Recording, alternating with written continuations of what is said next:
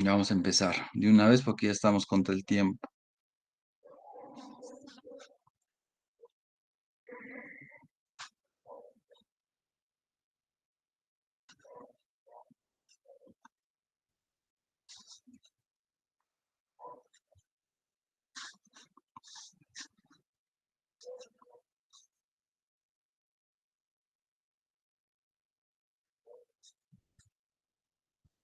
¿Se puede ver la presentación?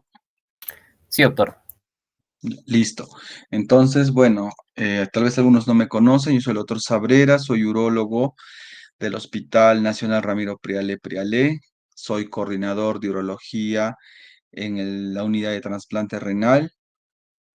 También soy médico urólogo de la clínica Confía Salud y ya llevo enseñando en la Universidad Continental desde el 2021.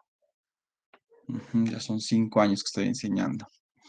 Bueno, chicos, entonces vamos a hablar sobre procedimientos diagnósticos geniturinarios. Vamos a hacer todas estas técnicas de imagen: radiología simple de abdomen, urología intravenosa, pilografía, uretrocistografía, ecografía renal, vesículo-prostática, testicular, tomografía, resonancia magnética y gammagrafía.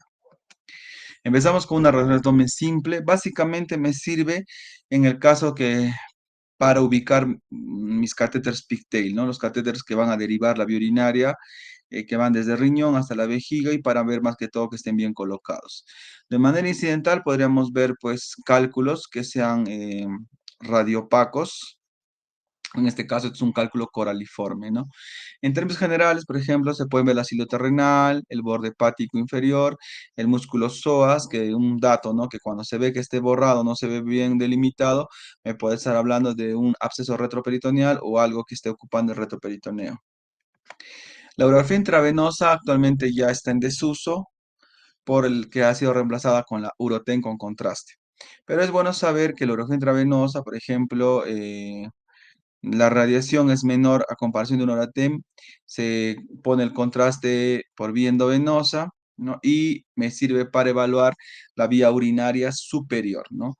Desde la papila, cáliz menor, cálices mayores, pelvis renal, uréter, unión piel ureteral, ¿no? Unión piel ureteral, uréter lumbar, uréter pélvico, hasta que llega a la vejiga, ¿no? La pilografía retrógrada mayormente se hace en aquellos que no van a poder ser sometidos a que se coloque el contraste endovenoso, ya sea porque son alérgicos, pacientes con insuficiencia renal o cuando la urografía intravenosa no fue concluyente, ¿no? Entonces, mayormente esa es la indicación. También me ayuda a evaluar la vía urinaria superior. En este caso, el contraste va, como dice acá, retrógrado, ¿no? En contra de la vía urinaria. Se coloca un catéter ureteral a través de cistoscopía, introducimos el catéter a través de uno de los meatos ureterales y pintamos la vía urinaria superior, ¿no? Introducimos, inyectamos solución de contraste y acá podemos ver en este caso, por ejemplo, dos cálculos. Podemos ver dos kinkings. Los kinkings son las eh, rotaciones del uréter, ¿no? Y acá podemos ver una hidronefrosis, ¿no? La pielografía anterógrada es en aquel paciente que está con hidronefrosis y le colocaron pues un catéter de nefrostomía, o sea, derivaron la vía urinaria de manera directa, de manera percutánea, ¿ya? Porque hay dos formas de derivar la vía urinaria, ya sea colocando catéter pigtail de manera retrógrada, ¿ya? Que es la forma menos invasiva, o colocando un catéter de nefrostomía directamente al riñón con ayuda de fluoroscopio, ¿no? Y arco en C. En este caso también igualito, como ese es su nombre, ¿no? Pielografía, me ayuda a evaluar la vía urinaria superior y pues, en este caso veo una hidronefrosis severa y veo una estrechez pielolateral condicionada por un cálculo, ¿no? Un cálculo, dos cálculos, ¿no? Que han impactado justamente en la unión pielolateral. La cisturetrografía, tenemos dos indicaciones: la cistografía de relleno, que es para evaluar vejiga, y la uretrografía retrógrada, que es para evaluar uretra, ¿ya? En el caso de la cistografía de relleno podemos ver básicamente traumatismos, fístulas urinarias. En este caso la vejiga debe verse a represión y cuando se ve deforme con extravasación de contraste, podríamos decir que está viendo hay un trauma, ¿no? En este caso, aparentemente es un trauma extraperitoneal porque no me pintan las asas intestinales. Entonces, esto se solucionaría colocando sonda Foley. Pero si en caso yo veo que, por ejemplo, la extravasación me pinta todos los bordes de las asas intestinales, quiere decir que el trauma es intraperitoneal y eso sí me implicaría que tengo que entrar a hacer una laparotomía exploratoria porque sería un abdomen agudo, se estaría comportándose como una peritonitis química, ¿no? Por la orina que está bien cavidad. Vamos a ver trayectos fistulosos, ya sea cutáneo, vaginal, uterino, rectal. Entonces, todo el tipo de fístulas, ¿no? Se ve un trayecto fistuloso y vemos que el contraste termina en otro espacio, en otra cavidad. La uretra retrógrada, evaluamos, ¿no? Toda la uretra, tanto anterior como posterior, buscando que, sobre todo, estenosis, ¿no? Estrechez ureteral, en este caso vemos una estrechez de uretra anterior. Acá también vemos una estrechez en uretra posterior, muy posiblemente por la próstata, pero aquí podemos ver claramente una estrechez uretra anterior que puede ser secundario a un traumatismo o puede ser una estrechez posinfecciosa también. El CUMS es una cistoretrografía miccional seriada. Indicaciones, más que todo, esto es un estudio anatómico funcional. Se realiza en niños para evaluar, o también puede ser en adultos, pero en el caso de niños es donde se utiliza más, que es para evaluar reflujo vesicuretral. Nosotros cuando ponemos un catéter a nivel de la uretra y instilamos el contraste, podemos ver, ¿no? Pinta la vejiga, evaluamos capacidad máxima también y no debería pintarse la vía urinaria superior porque hay un mecanismo de antirreflujo a nivel de las paredes de la vejiga, a nivel de los meatos. Entonces, aquí está pintando el uréter y el riñón y bueno, y la pelvis renal derecha. Entonces, aquí concluiría con un diagnóstico de reflujo vesicureteral derecho, ¿no? Por una incompetencia en el mecanismo de antirreflujo a este nivel, ¿ya? También estoy viendo una vejiga bastante alta, ¿ya? Que también me puede indicar que acá hay un problema vesical, ¿no? Algún grado de vejiga neurogénica, porque lo normal no es que la vejiga sea tan así, ¿no? Tan ovoide, ¿ya? Normalmente la vejiga toma la forma de un cono truncado, ¿ya? Podemos ver valvas uretrales, por ejemplo, en este caso también le han hecho una cistografía y vemos acá una lesión de sustracción. Entonces, ¿qué cosa es esto, no? Esto es una próstata, ¿no? Pero esto es un niño. Entonces, son valvas uretrales posteriores, ¿no?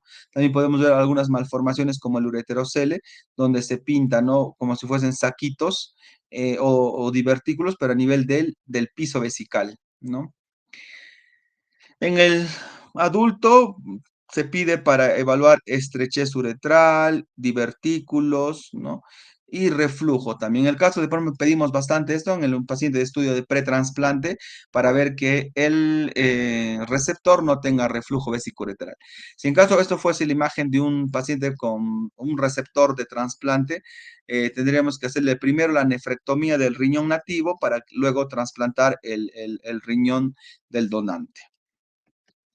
Ya, hasta aquí alguna duda, chicos, alguna pregunta. Chicos, No, doctor. ya. Ecografía renal. La ecografía renal es en la mayoría de patologías urológicas, el procedimiento diagnóstico inicial, de screening, de tamizaje, ¿ya? ¿Para qué? Para anomalías congénitas, hidronefrosis, procesos inflamatorios tipo pielonefritis, donde se ve, por ejemplo, un incremento del parénquima renal, donde se ven bordes difusos, insuficiencia renal, donde vamos a ver hipotrofia o un grado de atrofia del parénquima renal, ¿no? El parénquima renal, límites 15 milímetros, menos de eso estaríamos hablando de hipotrofia renal de la corteza, ¿no? 15 milímetros, no se olviden.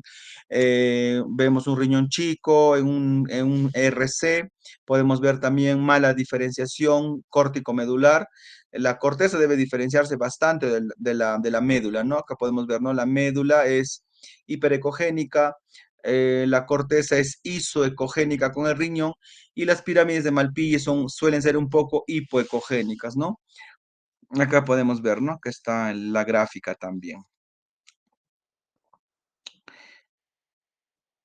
Ecografía vesical, más que todo para evaluar tumores vesicales en el contexto de hematuria, divertículos vesicales, que son pues como que orejitas que le salen en las caras, más que todo laterales de la vejiga,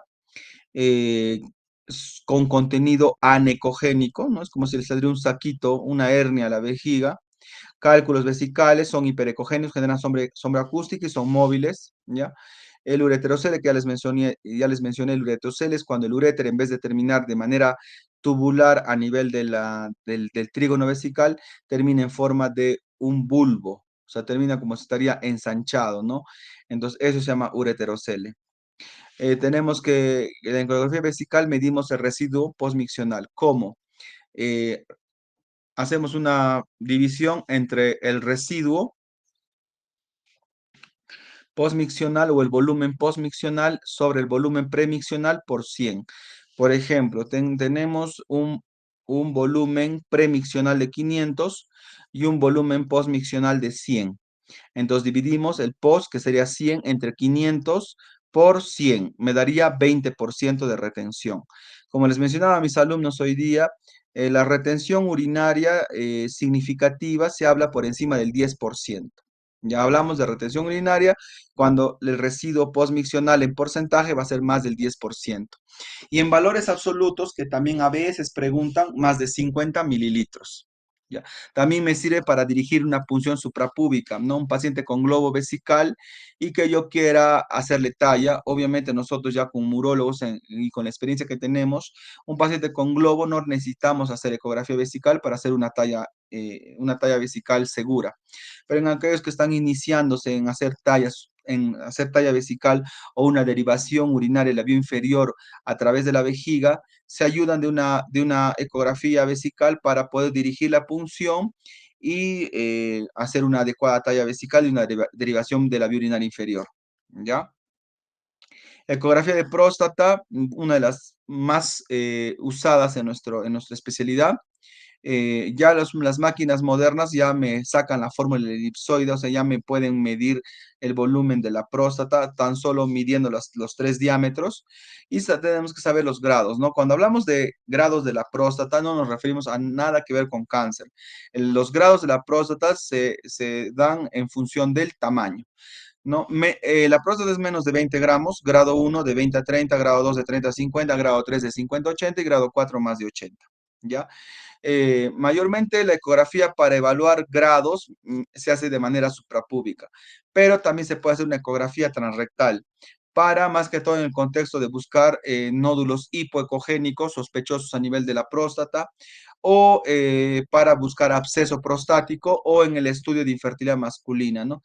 Donde, por ejemplo, podemos estar buscando agenesia uni o bilateral de las vesículas seminales u obstrucción de conductos eyaculados. Por ejemplo, acá tenemos que la vesícula seminal ha sido reemplazada por un quiste a nivel de la vesícula seminal y que está generando una obstrucción, ¿no?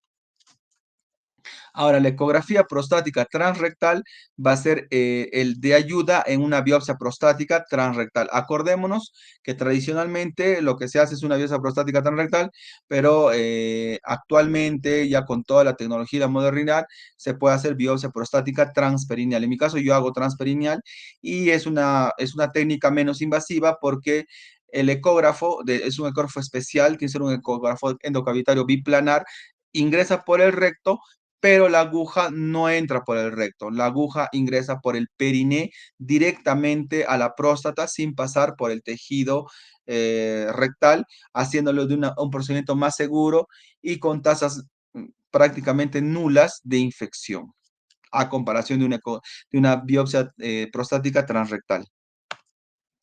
Bueno, pasamos a la ecografía escrotal. Me sirve en primer lugar para diferenciar el tema de el escroto agudo o síndrome del escroto agudo, ¿no? Paciente que viene con dolor testicular abrupto, ¿no? Que podría ser una torsión testicular y una orquipidimitis. La orquipidimitis suele ser subaguda, en cambio la torsión testicular sí es abrupta. La torsión testicular se produce por una rotación del cordón espermático. Ya, entonces, a nivel de la ecografía, en una orquipidimitis vamos a ver incremento de la vascularización, mientras que en la torsión testicular vemos un silencio vascular. ¿Ya? Trauma escrotal, vamos a hablar de trauma escrotal o rotura escrotal cuando vemos que hay, como su mismo nombre dice, rotura, va a haber una solución de continuidad a nivel de la capa albuginea, que es la capa más profunda del testículo. Masas escrotales. ¿Cómo se ve un tumor testicular? Se ve como una masa en el parénquima hipoecogénica. indolora, dura, ¿ya? En el seguimiento de pacientes con leucemia o linfoma. Esto fue pregunta de recetado médico. ¿Por qué? Porque un paciente que está en tratamiento de quimioterapia, post tratamiento de leucemia y linfoma, y vemos que el paciente tiene lesiones testiculares, quiere decir que no ha respondido a la quimio y que ya me ha hecho metástasis testicular, implicando un peor pronóstico para el paciente. Varicocele, que son venas, ¿no? Dilatadas a nivel del plexo pampiniforme. Hay grados de varicocele que también ustedes tienen que saber. La criptorquidia, cuando es la ausencia del descenso testicular a nivel de bolsas escrotales, ¿no? Hidrocele, piocele, hematocele, que se forman a nivel de la túnica vaginal. Tienen que saber todos los nombres de las capas del escroto, y sabemos que la penúltima es la túnica vaginal, que está formado por una túnica parietal y una túnica visceral. Dentro de esas dos láminas, es lo que por eso que se llama túnica vaginal, es donde se puede llenar líquido. Mayormente si hay un líquido de poca cantidad, menor de 5 milímetros, que ayuda pues que el testículo tenga ese movimiento de descenso y ascenso. Pero cuando es ya más ya es clínicamente, digamos, evidente, se llama hidrocele. Cuando esto se infecta, piocele. Y cuando hay un traumatismo, se puede llenar de sangre generando un hematocele.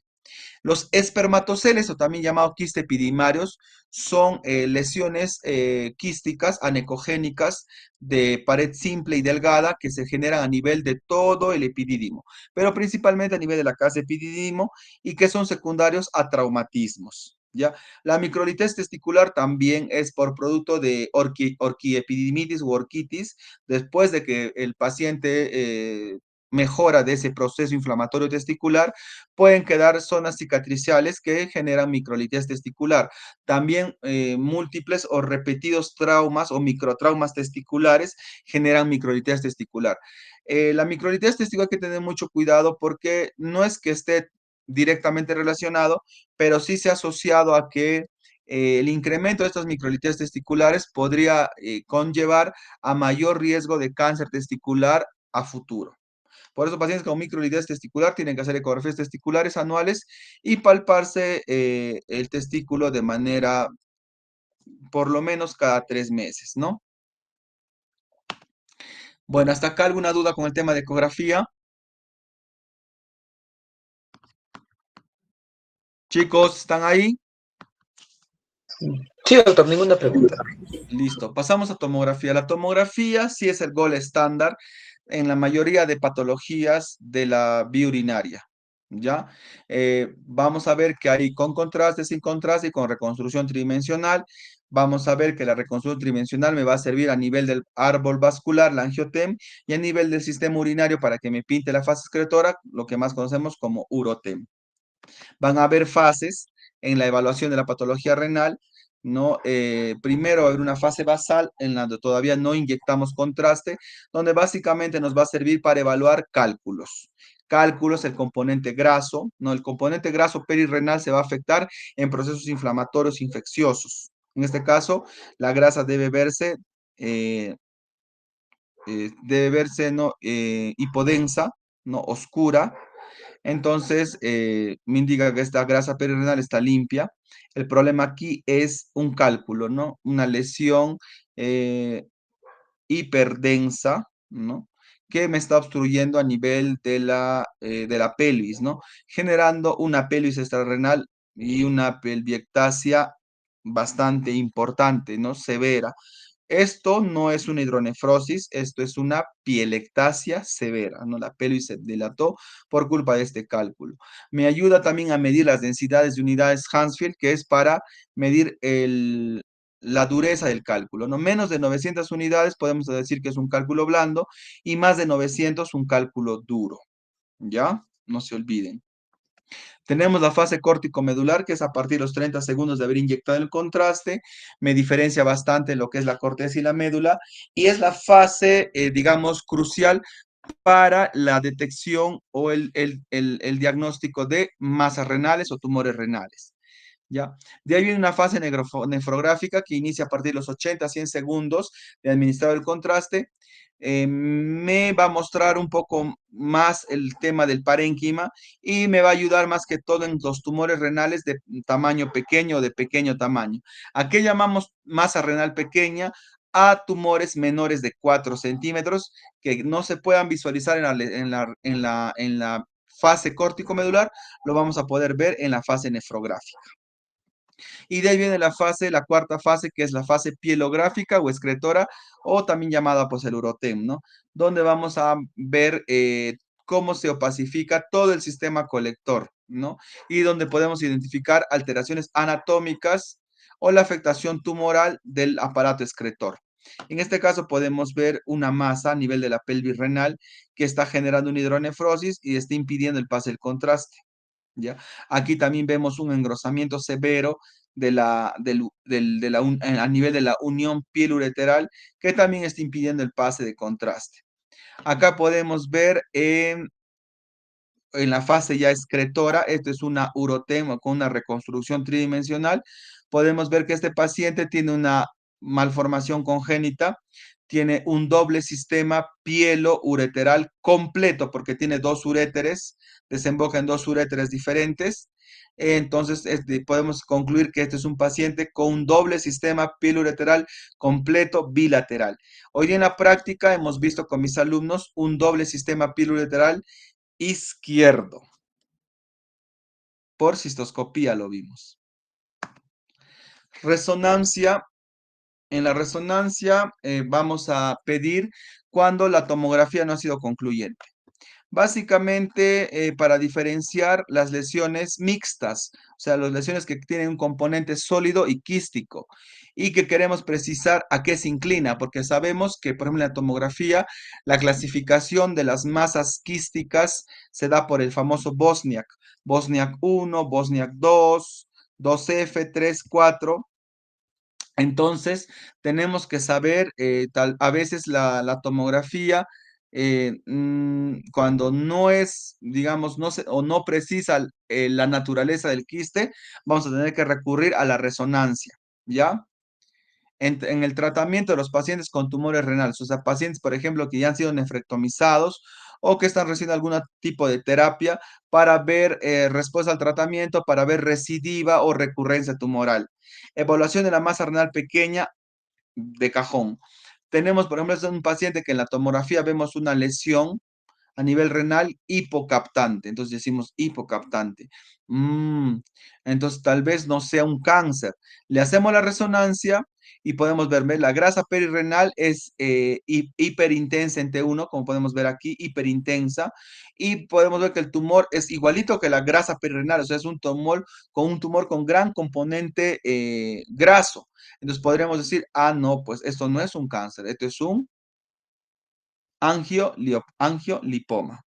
Y por un angiolipoma, pues no le voy a sacar el riñón a la paciente o no le voy a hacer una nefrectomía parcial, poniendo en riesgo su función renal, ¿no? Entonces, me está ayudando a tener una conducta, en este caso, si es un angiolipoma, conservador y no, pues, acabar en una nefrectomía. La resonancia magnética también podemos hacer uroresonancia, podemos hacer angioresonancia. La uroresonancia, básicamente, ¿por qué? Porque el paciente no puede ser sometido a contraste, en este caso es el gadolinio o gadoterato. Entonces, ¿por qué? Porque tiene insuficiencia renal, entonces ya, pues hay que hacerle resonancia magnética, ¿no? Entonces, hay que tener mucho cuidado en el caso de pacientes, por ejemplo, que necesitan, pacientes gestantes, en el cual no se vamos a poder irradiar con tomografía, pues, ¿no? Entonces, imagínense que es una gestante, ya encontramos una hidronefrosis y podemos ver su piedrita acá a nivel de tercio superior de uréter. Entonces, una gestante no le podríamos hacer una tomografía, ¿ya? Insuficiencia renal por el contraste yodado, ya acá le podemos hacer resonancia magnética, ¿no? Y en el caso de angioresonancia me va a servir bastante en el tema de el donante renal, ¿no? Ver que exactamente tenga una arteria, una vena, mayormente el riñón que se trasplanta en el donante, o sea, el que se va a retirar a hacer la exéresis, es el riñón izquierdo. Entonces tenemos que saber que no tenga alguna malformación congénita que me haga fracasar el trasplante. ¿ya? Y así asegurar, ¿no?, que la nefrectomía en el donante vivo sea exitosa. La gamografía renal es otro estudio. ¿Hasta alguna pregunta de tomografía, chicos? No, No, doctor. doctor. Ya, gamografía renal. La gamografía renal es una radiación donde hay una absorción de radioisótopos que puede ser mínima y ofrece información de la función renal. Acá tenemos los tres tipos de marcadores que se usan, el DMCA, el DTPA y el MAG3. El DMCA es más que todo para evaluar cicatrices renales en pacientes niños con pielonefritis a repetición. ¿Ya? El DTPA y el MAG3 ya me ayuda más que todo a hacer un estudio funcional, a evaluar la función renal diferencial. Por ejemplo, me va a decir, ¿no? El riñón derecho funciona 20% y el riñón izquierdo 80%. En función de cómo va a concentrar y excretar este radioisótopo, ¿no? En el caso de DDPA, ya va a evaluar la función renal porcentual, lo que le estoy mencionando, y me va a diferenciar un patrón obstructivo si es que uso diurético. Si es que, por ejemplo, yo tengo un patrón obstructivo a nivel de la unión pilolateral, un retraso del pasaje de radioisótopo a nivel de la pelvis, no está demorando en pasar al uréter. Entonces, me está detectando la gamografía que hay un patrón obstructivo, pero quiero saber si es funcional o es anatómico. Inyecto furosemida y si es que, por ejemplo, el contraste, o en este caso, perdón, el radioisótopo, en este caso el DTPA, empieza a pasar al uréter, quiere decir que la obstrucción es funcional. Pero si a pesar de que ya le coloqué su ampolla de furosemida y se sigue concentrándose el radioisótopo a nivel de pelvis, ¿no?, y la excreción se ve bloqueada, me estaría hablando de un patrón obstructivo, muy posiblemente una estrechez pielureteral. ¿Ya? El MAG3 se utiliza porque en pacientes con insuficiencia renal o en niños que no toleren el DTPA. ¿Por qué? Porque este radioisótopo se elimina por secreción, más no por filtración. Es un excelente marcador del flujo plasmático renal. Es útil también igualito en evaluar la función renal y el estímulo diurético. Entonces, nosotros cuando hacemos una gamografía renal con DTPA con estímulo diurético, es lo que conocemos como el radiorenograma con test de furosemida. Entonces, su función de este radiorenograma, pregunta de examen, ¿no?, del radiorenograma con test de furosemida, es evaluar si es que hay un patrón obstructivo verdadero, o sea, anatómico o funcional, ¿no? Y así confirmar si es que hay uropatía obstructiva o no la hay. También me ayuda en el seguimiento de trasplantes renales, ¿no? Para evaluar perfusión. Es lo que me olvidaba. En la gamografía renal se evalúa perfusión, filtración y excreción. Y de ahí los patrones obstructivos.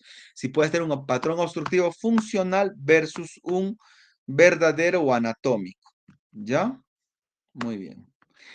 Hasta aquí alguna pregunta porque ya terminamos todo lo que es imagenología para pasar a las técnicas endoscópicas. Ya. Tenemos dos técnicas endoscópicas, la uretrocistoscopía y la ureteroscopía. Tienen que acordarse, ¿ya? La primera, la uretrocistoscopía, es para evaluar la vía urinaria inferior.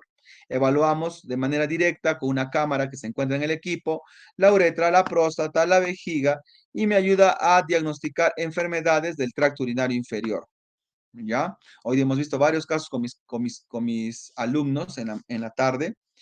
¿Ya? Me va a ayudar también como un acceso a la vía urinaria alta, o sea, como una entradita, ¿no? Como les decía, por ejemplo, para colocar catéter pigtail o para hacer una pielografía retrógrada, ¿no? Igualito, uso el cistoscopio, a través del cistoscopio ingreso una guía a nivel del meato que quiero evaluar, ya sea derecho o izquierdo, y a través de la guía puedo introducir un catéter ureteral y a través de eso puedo pintar la vía urinaria superior. Entonces, me sirve para eso, ¿no? Para pielografía retrógrada, para cateterismo, ¿no? Y inyección de contraste para pintar los uréteres. En este caso, por ejemplo, se pensaba, ¿no?, en este paciente que pues tenía HBP, pero sería una sorpresa que el que estaba generando la obstrucción era la piedrita, ¿no? Y más podemos ver que sí, pues tiene un crecimiento de los lóbulos laterales, pero que todavía no suele ser obstructivo. Lo que está causando obstrucción en este caso es el calco.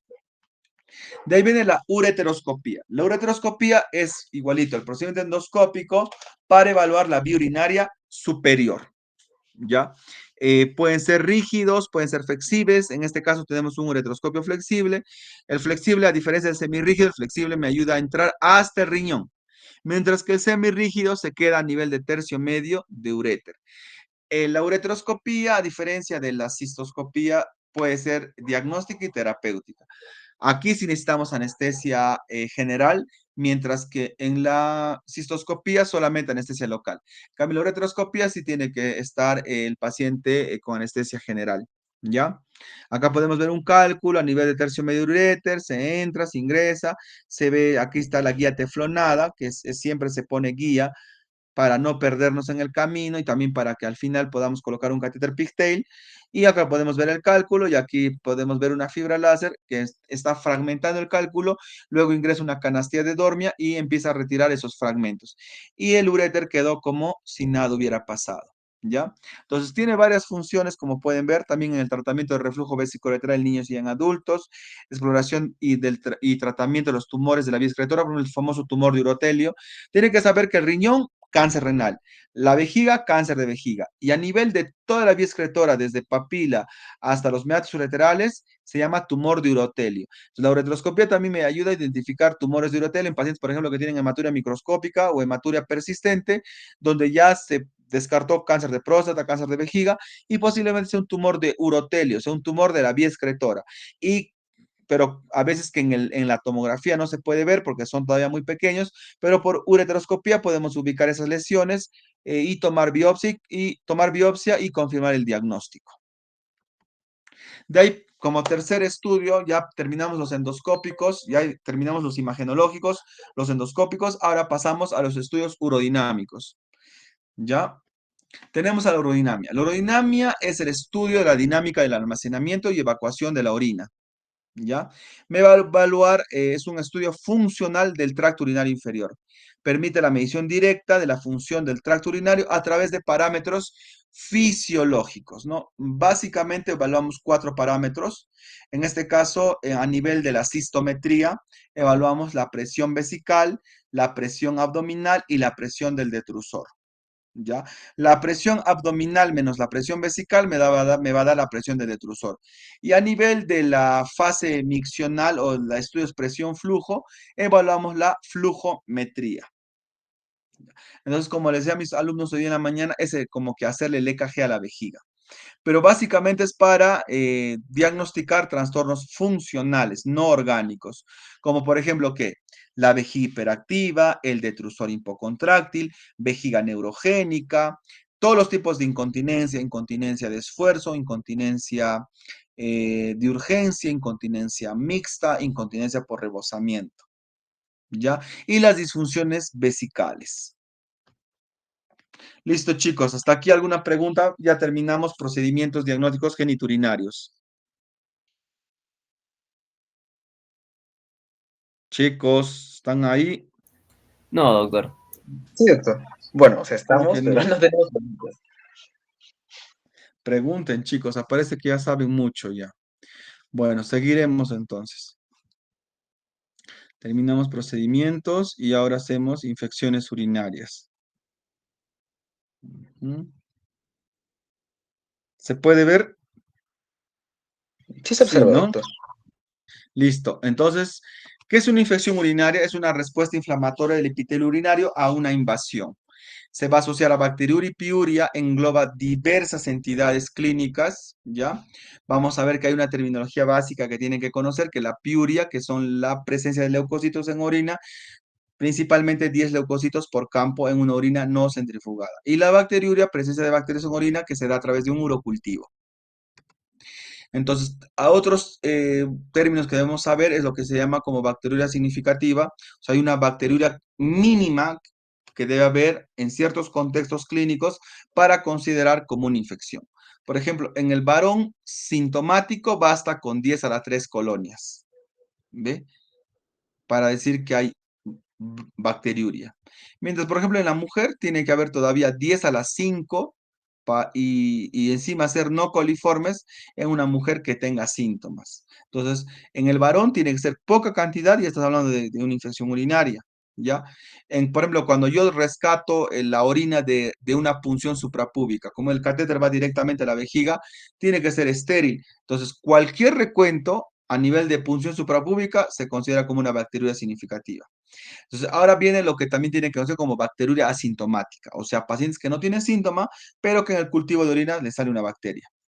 Vamos a decir que este término se va a dar cuando se obtienen dos cultivos, por lo menos separado mínimo 24 horas, y donde se encuentra el mismo patógeno, con un recuento mínimo de 10 a la 5 unidades formadoras de colonia.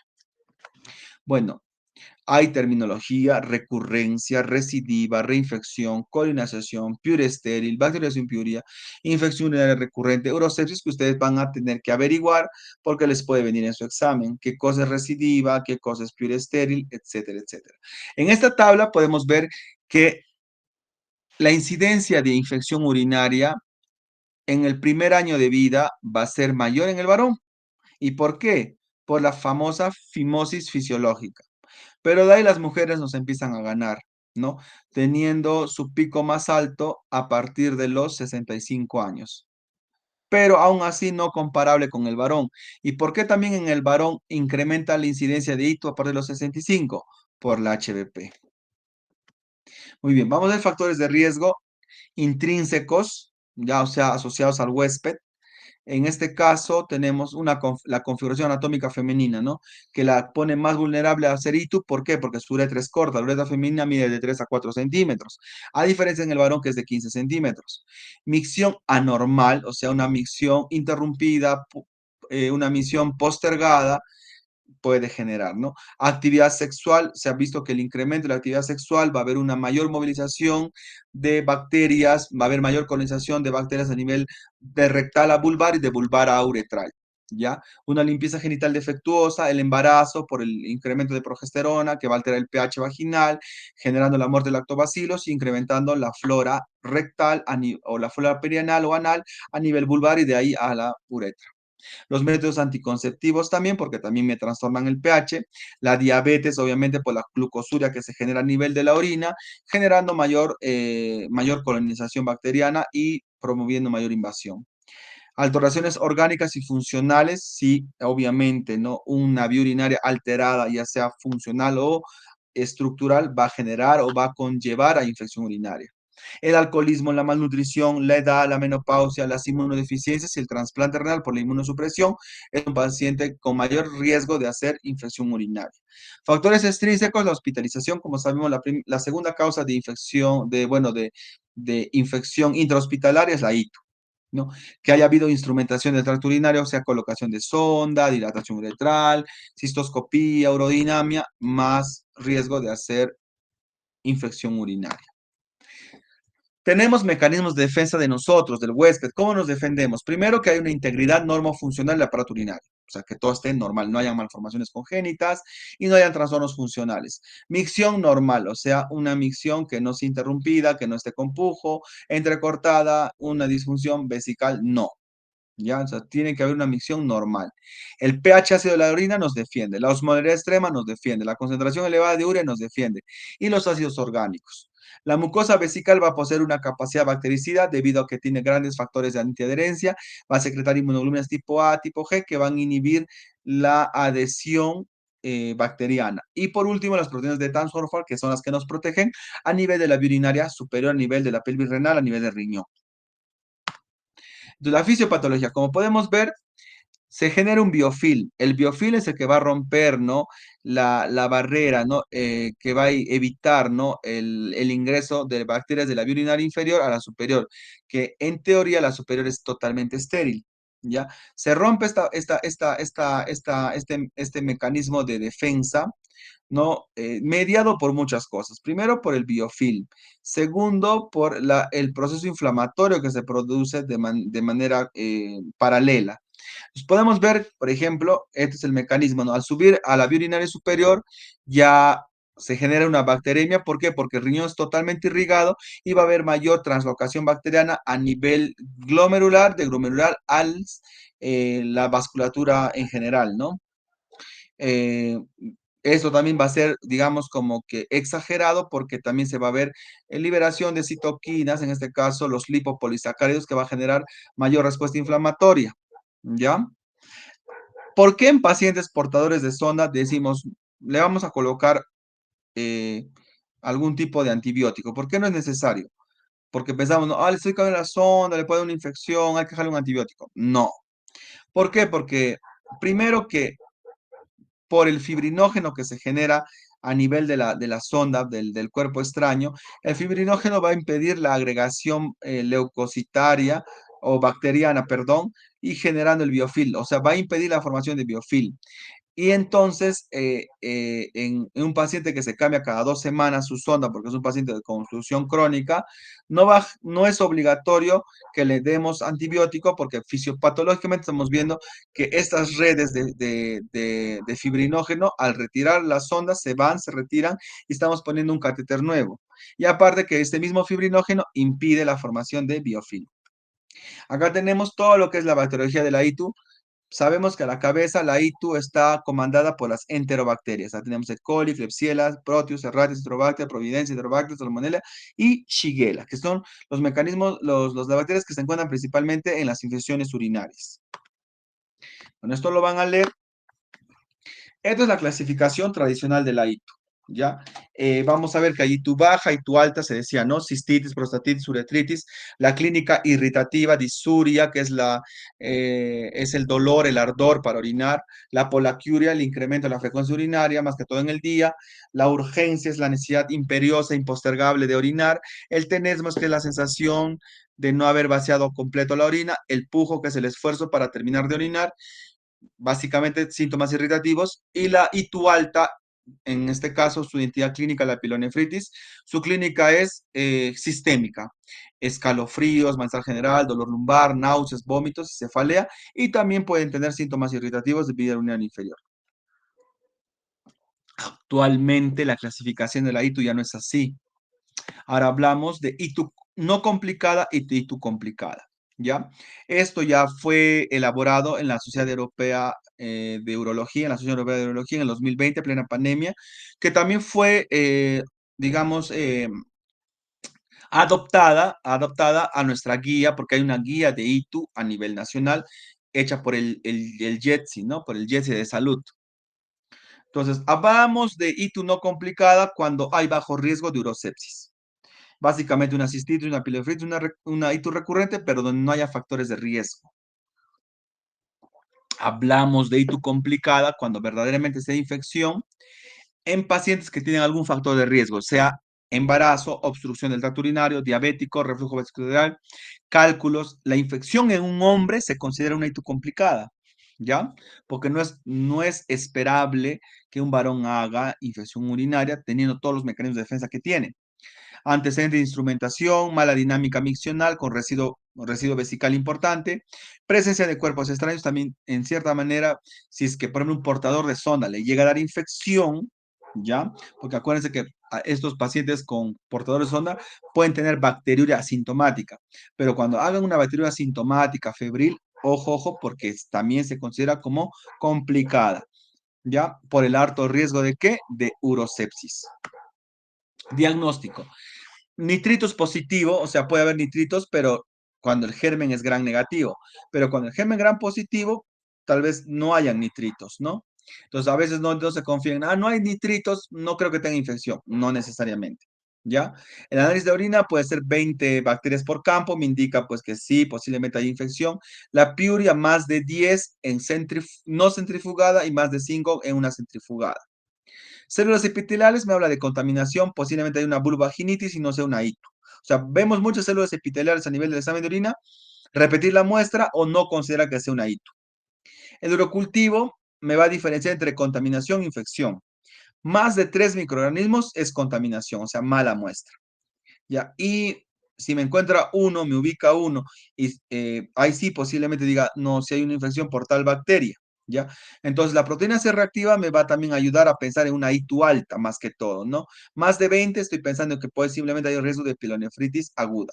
Ahora, causas de piuria estéril. ¿Qué es piuria estéril? O sea, tenemos leucocitos en orina, más de 10 por campo, pero el urocultivo es negativo.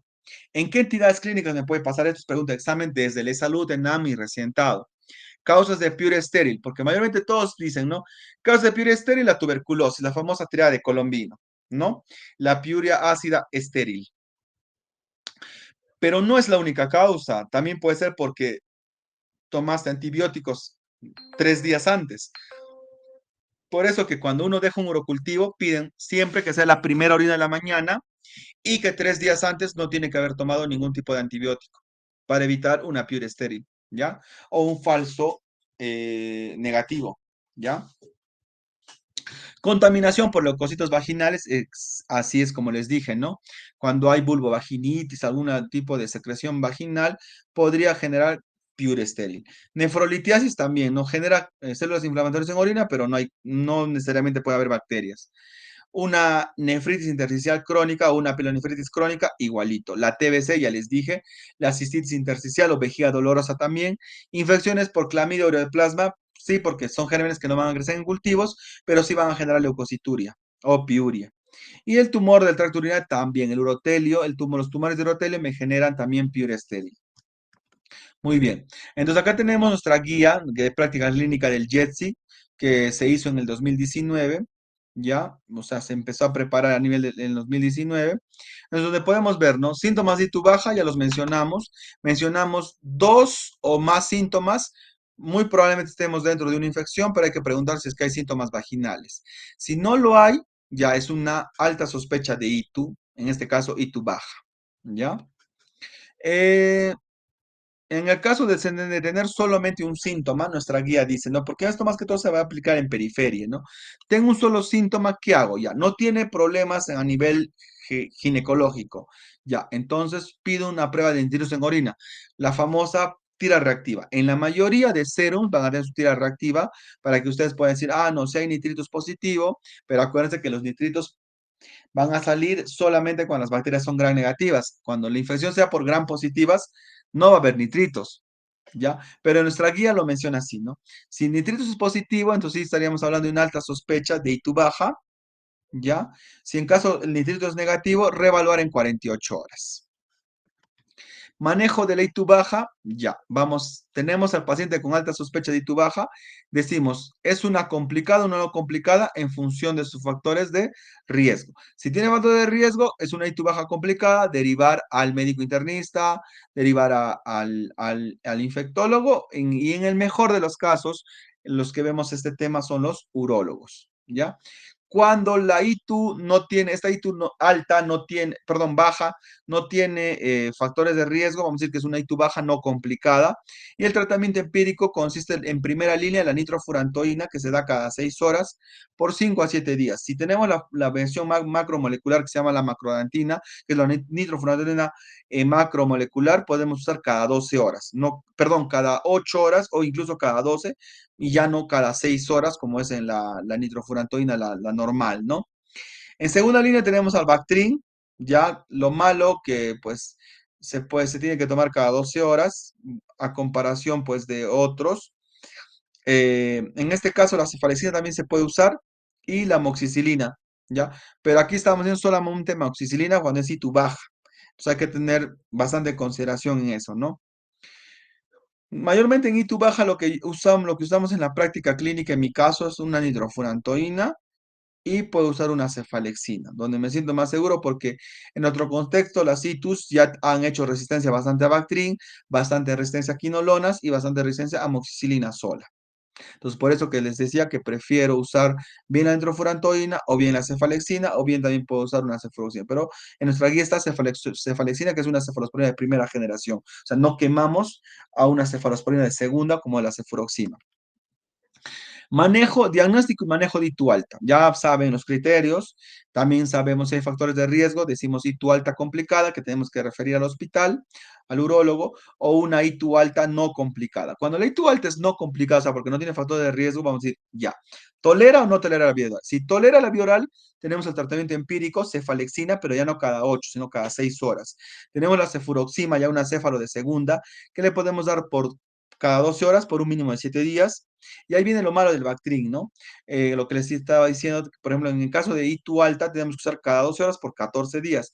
Va a haber poca adherencia, no la recetamos y encima tiene un bajo perfil de, digamos, de efectividad, ¿no? Por la resistencia bacteriana. La micacina es buena, ya tendría que llevarse intramuscular.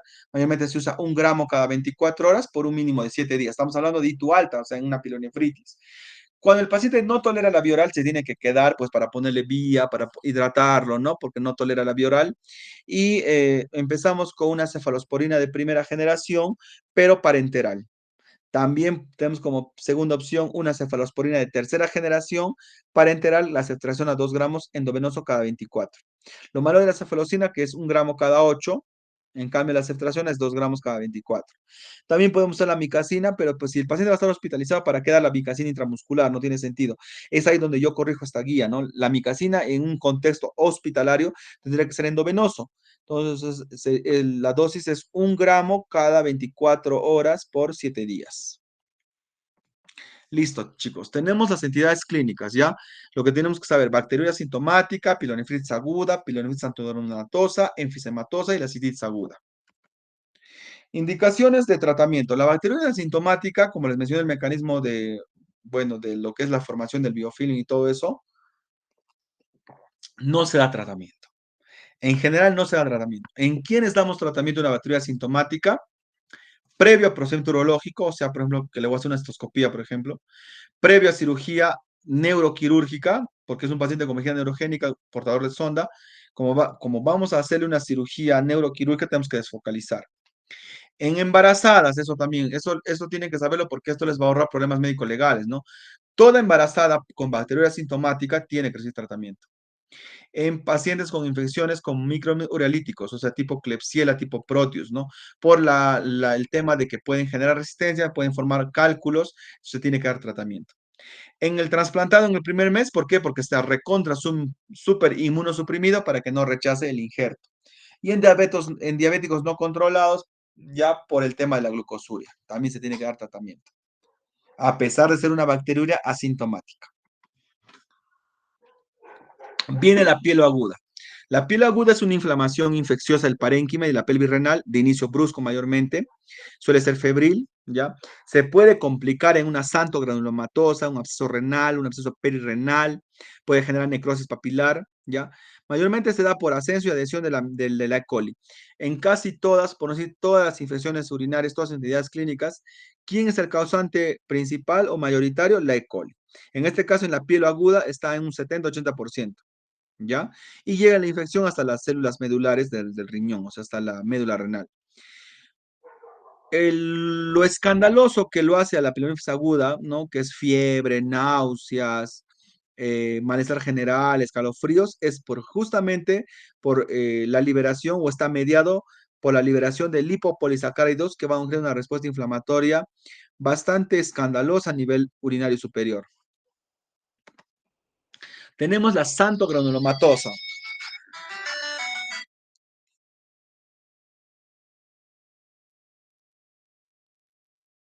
¿Aló?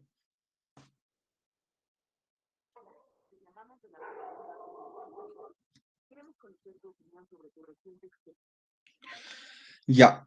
La pielonefritis antogranulomatosa es una variante de una pielonefritis crónica a repetición, ¿ya? Se genera más que todo porque hay una obstrucción, o sea, hay un patrón obstructivo y hay una litiasis, un cálculo. Suele ser unilateral, como podemos ver aquí, con más frecuencia en mujeres de edad media, mayormente 50 años, ¿ya? Con antecedente de ictus recurrente, se produce una destrucción masiva lateral del riñón con tejido granulomatoso que contiene macrófagos cargados de lípidos.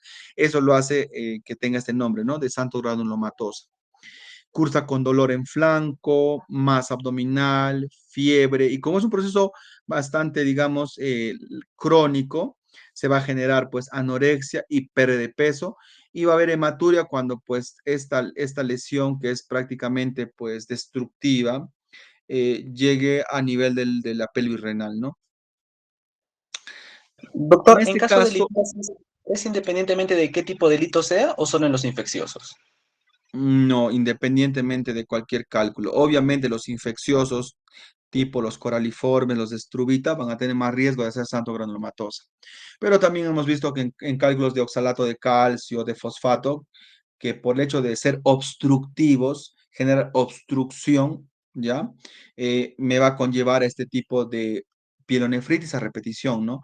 En un año hace 3, 4 pielonefritis, al segundo año ya me sale con esto, ¿no? Una paciente que ya no mejora con antibióticos y donde pues a alguien pues se le ocurre, ¿no? Dice, no, esta paciente no está yendo bien. Hay que ver un contexto, ¿no? Una mujer de mediana edad con ito recurrente, ¿no? Le hacemos la tomografía y vemos esa desgracia. Entonces, por ejemplo, cuando yo ya me hace una segunda pilonefritis en un año, yo ya le pido tomografía. O sea, no espero que me haga 3 ni 4. Para evitar esto, porque esto ya, pues, este caso ya mínimo habrá hecho, pues, hasta 4 o 5 infecciones, ¿no? Y miren este cálculo tremendo que lo tiene y que me ha generado esa destrucción masiva del parénquima renal con absceso perirrenal. Entonces, este paciente ya no tiene solución.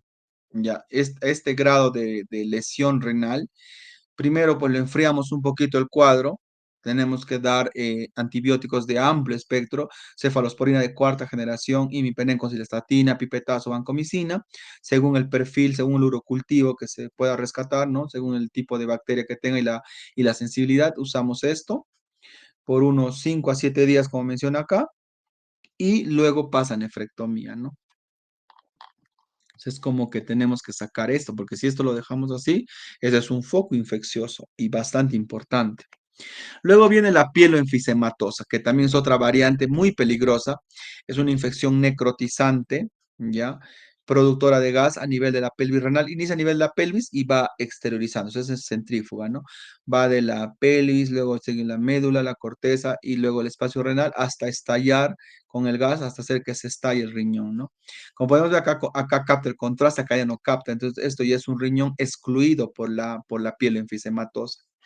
La mortalidad es en promedio del 25%, esa es alta la mortalidad, como pueden ver, y se va a incrementar cuando ya ha habido, pues, plaquetopenia, fracaso renal o shock, ¿no? En este caso, séptico, ¿no? Suele darse en mujeres un poco mayores, ya de 60 años, o sea, si la santo era en 50, la enfisematosis en 60, ¿ya? Aquí, ¿cuál es el factor de riesgo? Diabetes. Entonces, mientras que el anterior era cálculo y patrón obstructivo, aquí es diabetes. ¿Ya? Entonces, diabetes, ¿no? En la mayoría de los casos, mira, en un 96%. Acá sí tenemos fases según el grado de piel enfisematosa. Van a haber grados, ¿no? Y según el grado del compromiso, ya sea a nivel de pelvis, nivel médula, corteza, o ya llega, como este caso, a nivel del espacio perineal cuando ya no hay solución. Pero en este caso ya van en panefrectomía. Pero hay casos, por ejemplo, los leves, podemos tratarlo con antibiótico, obviamente de amplio espectro. Los moderados podemos hacer drenaje percutáneo y obviamente los grados, ya el grado 4 que es grave, ya con estallido, ya tendría que pasar a nefrectomía. Bueno, empezamos con la entidad clínica, la cistitis aguda. Es una inflamación de la vejiga producida, ya saben, por la mayor parte es la E. coli. Eh, ¿Qué pasa? La flora intestinal, ¿no? Va a invadir la vejiga de manera ascendente. Primero, la flora perianal va a pasar a la vulvar y la vulvar al uretral. Es muy frecuente en la mujer, como dice, casi la mitad de mujeres han tenido un episodio en toda su vida, ¿ya? Los factores de riesgo son las relaciones sexuales, vinculadas más que todo a su frecuencia, uso de espermicidas o diafragma, antecedente de hito en la infancia, hito recurrente o hito en la madre y diabetes. Las diabéticas hacen bastante cistitis. Clínica irritativa. Puede haber también hematuria terminal, que a veces les asusta en un 40% de los casos, cuando la inflamación es severa, ¿no? Ya sabemos el esquema de cistitis aguda, es una ITU baja, vamos a ver si es complicada o no complicada y según es el tratamiento.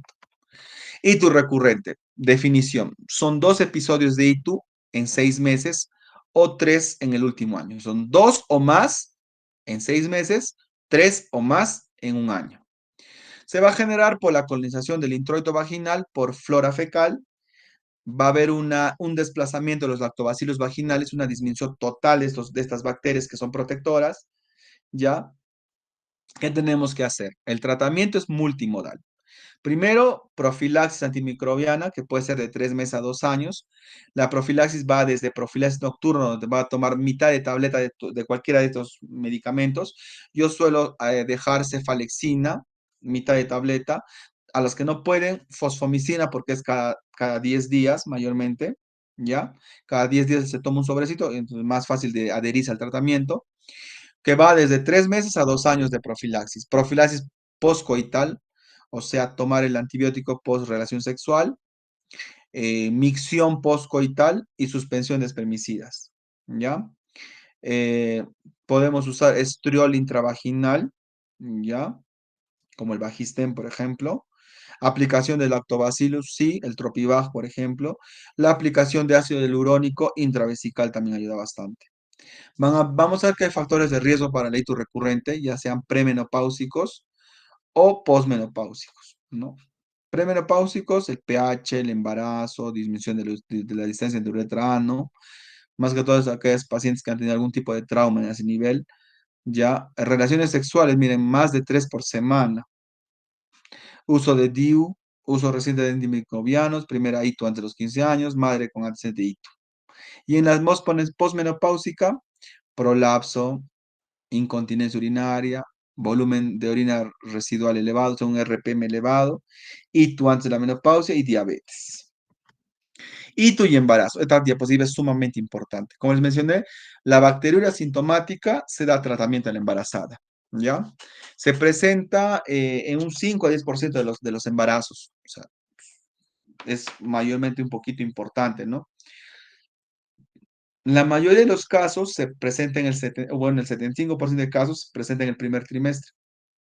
Es por eso cuando estén en su serum, la obstetra les va a pasar en el primer trimestre para que ustedes le manden a su hospital de origen para que se haga un urocultivo y así puedan descartar una bacteria sintomática. Ya, les viene, la paciente tranquila, pues está en su primer trimestre, pero viene con su cultivo positivo. ¿Qué se tiene que hacer? Dar tratamiento. ¿Por qué? Porque el tercio de estas bacteriurias que no se tratan van a acabar en pielo, ya sea en el segundo o tercer trimestre del embarazo. Más frecuente en el riñón derecho porque es el que va a tener más éstasis urinaria, ¿ya? En la cistitis gravídica se va a producir mayormente en el segundo trimestre, pero como digo, también en el segundo trimestre puede haber una pielo y es una desgracia porque va a ser pues causa de aborto, causa de parto pretérmino, ¿no? Factores de riesgo, riñones hipertróficos, o sea, con mayor cantidad de sangre, hiperémicos, uréteres dilatados por el feto, ¿no? Por el producto, vejiga desplazada, entonces va a haber una disfunción vesical, ¿no? Y que no se va a vaciar adecuadamente. Y la misma persona, o sea, la misma mujer, al generar anticuerpos, eh, que digamos, al no generar anticuerpos, ¿no? Para no rechazar el feto, va a disminuir su inmunidad, generando mayor proliferación bacteriana, ¿no? Bueno, chicos, ¿alguna pregunta, Ditu?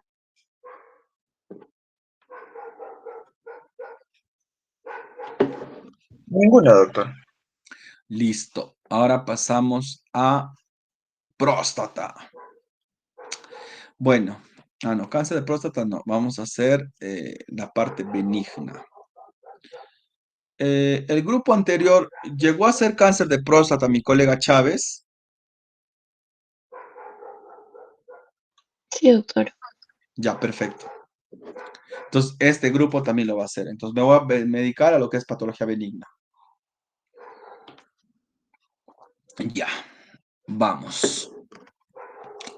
Ya, la anatomía de la próstata. Tiene forma de castaña, tiene que ser menos de 20 gramos, está ubicada encima del diafragma, ya, por debajo de la vejiga, por delante del recto, por detrás de la sínfisis púbica, ya. Entonces, es una localización bastante, como se dice, circundada por varios órganos, ¿no? Está compuesta de una base que está pegada al cuello de la vejiga, un ápex que está pegado al diafragma urogenital, caras laterales, derecha e izquierda, cara anterior y posterior. La cara posterior es la que está en contacto con el recto. Bueno, entonces como podemos ver acá en la anatomía interna, tenemos el trígono vesical que se forma por los meatos ureterales, la úvula, o sea, el cuello vesical. Tenemos también el tema de la próstata, ya, el veromontano, el utrículo por donde se sale, por donde se excreta el semen, ya. Tenemos en este caso, bueno, vamos por uretra. Lo que tienen que saber, ¿no? La uretra se divide en uretra anterior, todo lo que se ve aquí, uretra anterior y uretra posterior. La uretra anterior se va a dividir en meato, uretral, fosita nodicular, uretra péndula, que es la que se puede ver todavía, y la parte de la uretra que está enterrada, la uretra vulvar. ¿Ya? Acá, por ejemplo, hasta acá termina la uretra vulvar. Y de ahí viene la uretra posterior. La uretra posterior está dividida en uretra membranosa, donde se encuentra el diafragma urogenital, donde está el esfínter estriado, el esfínter voluntario, el esfínter urinario, y la uretra prostática. Entonces, la uretra posterior es uretra membranosa y uretra prostática. La uretra prostática va a atravesar la próstata. ¿Ya? Y acá hay algo importante que tiene que ser un reparo anatómico, lo que se llama la distancia vero-cuello o diámetro vero-cuello. Del vero montano hasta el cuello. Es una medida que nosotros hacemos en cistoscopía para evaluar si es que el paciente va por una cirugía endoscópica o una cirugía convencional, ¿no? Si esta distancia es menos de 3.5, iré a una cirugía endoscópica. Si es más de 3.5, iré a una cirugía abierta. ¿Ya? Acá tenemos otro reparo, lo que tienen que saber, ya básicamente es esto, que el plexo prostático venoso va a tener, digamos, su propio plexo propiamente dicho, pero también va a tener un plexo perivertebral, o sea, un drenaje venoso que va a ir hacia estos plexos que están en la columna. Esto es digamos, la respuesta de por qué el cáncer de próstata, en primer lugar, su metástasis es a nivel ganglionar, ¿ya? Porque del plexo prostático van a salir pues a toda esta parte de los ilíacos, ¿no? De los ganglios pélvicos, ¿no? Pero también va a ser metástasis en hueso, bueno, en preferente a nivel de la columna, ¿no? Del esqueleto axial, ¿no? Sacro, lumbares. ¿Y por qué? O sea, ¿por qué dicen, no? Pero ¿por qué no hace pues metástasis en hígado, en pulmón, en cerebro, en estómago, qué sé yo? O sea, ¿por qué al cáncer de próstata le gusta la columna? Y la respuesta es por los plexos perivertebrales. Pregunta de recientado médico. Zonas de McNeil. Las zonas de McNeil es muy importante saber porque ahí es donde yo voy a ver, ¿no? O sea, conocer de dónde sale el adenoma, el HDP y de dónde sale el cáncer, ¿no? Y qué abarca qué, ¿no? Por ejemplo, tenemos estas 5 zonas, la zona, en este caso, fibromuscular, que es anterior, que puede estar, digamos, pegada a la sínfisis del pubis. Tenemos la zona periférica, que es la que está en contacto con el recto, es donde crece el cáncer. Y tenemos estas 3 zonas, que es la zona transicional, periuretral y central, que a partir de la transicional es donde va a crecer el adenoma de próstata y me va a abarcar estas 2 zonas, ¿no? Me va a abarcar la zona periuretral y central. O sea, la zona transicional, cuando empieza a crecer el HBP, el adenoma, me va a abarcar estas zonas, estas 3 zonas, y es lo que yo conozco como el corazón de la próstata. Por eso cuando yo opero a un paciente, el paciente por HBP, ¿no? Me pregunta, doctor, ¿usted me va a sacar toda la próstata? La respuesta es no. ¿Por qué? Porque cuando uno opera por HBP, lo que sacamos es el adenoma prostático, este corazón, que a la larga, pues el adenoma me presiona estas capas y me forma lo que se llama la cápsula quirúrgica, ¿no? Entonces, es por eso que cuando nosotros operamos, enucleamos, sacamos este corazón y dejamos un tremendo túnel, ¿ya? Y solamente queda la zona fibromuscular y la periférica. Eso es cuando operamos por HBP. Cuando uno opera por cáncer, es diferente. Ahí sí sacamos toda la próstata y es ahí donde pues el paciente pierde todas sus funciones y queda con incontinencia. ¿Por qué? Por esto de aquí, ¿no? Porque al sacar toda la próstata, tenemos que sacarla con un pedazo del cuello de la vejiga. Al sacarla con un pedazo del cuello de vejiga, estamos aquí lesionando el músculo involuntario, ¿no? El músculo liso del control de la orina, del esfínter urinario, ¿no? El involuntario. Y también al hacer una cirugía radical de próstata, tenemos que sacar el ápex y muchas veces el ápex se mete al diafragma. Entonces, queramos o no, para no dejar enfermedad, tenemos que meternos a excavar dentro del diafragma y lesionar el esfínter estriado voluntario, ¿no? Muy aparte de eso, también sale con un pedazo de conducto deferente y también con la vesícula seminal. O sea, así es una prostatectomía radical por cáncer.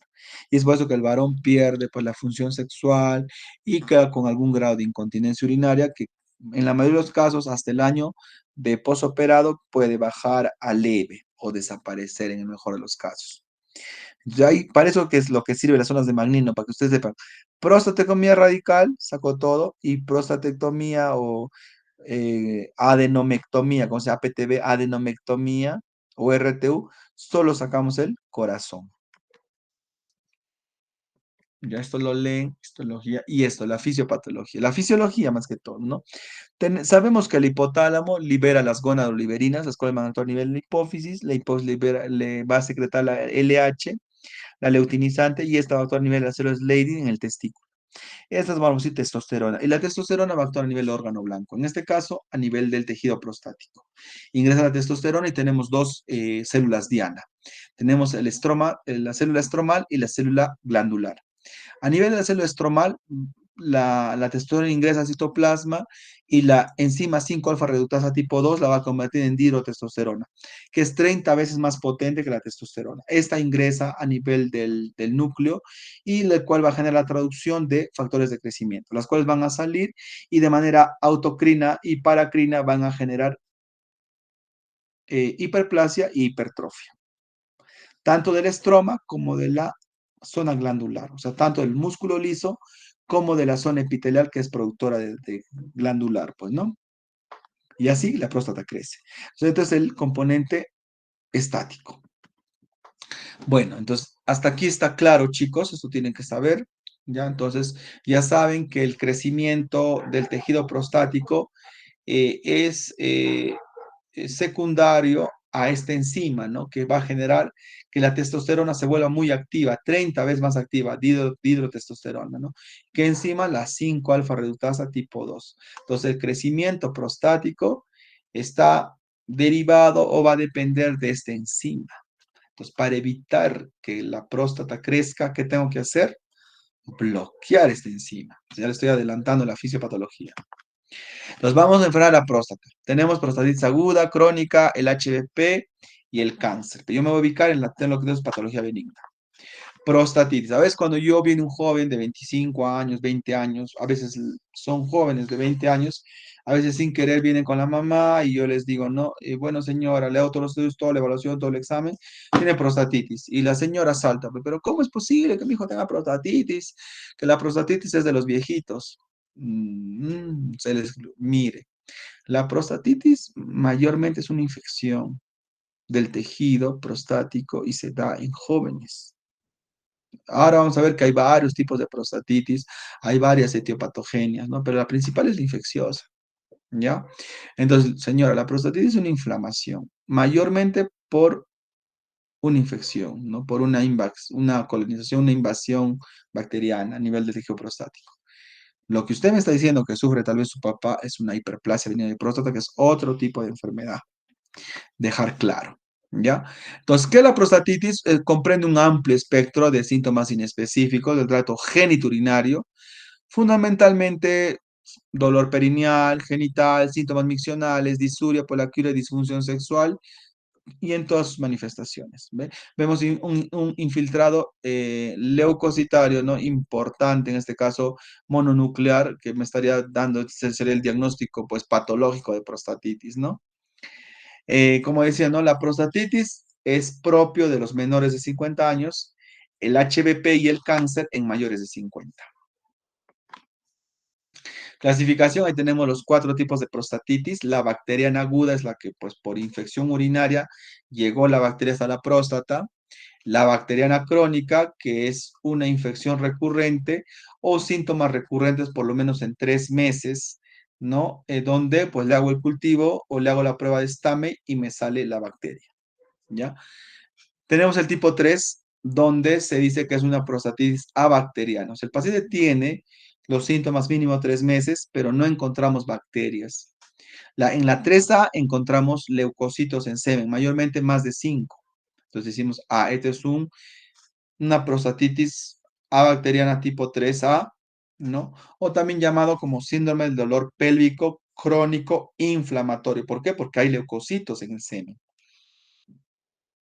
De ahí tenemos la prostatitis bacteriana, la tipo 3, 3B, en la que no hay nada. Ahí sí, ¿no? El paciente tiene todos los síntomas de prostatitis, pero no hay ni bacterias ni tampoco leucocitos, lo que conocemos como síndrome del dolor pélvico crónico no inflamatorio, o también llamado como prostatodinia, que es el dolor de cabeza del urólogo, ¿no? O sea, es un paciente que no tiene leucocitos en orina, ni en, bueno, en semen, no tiene bacterias en semen, pero le duele la próstata, prostatodinia.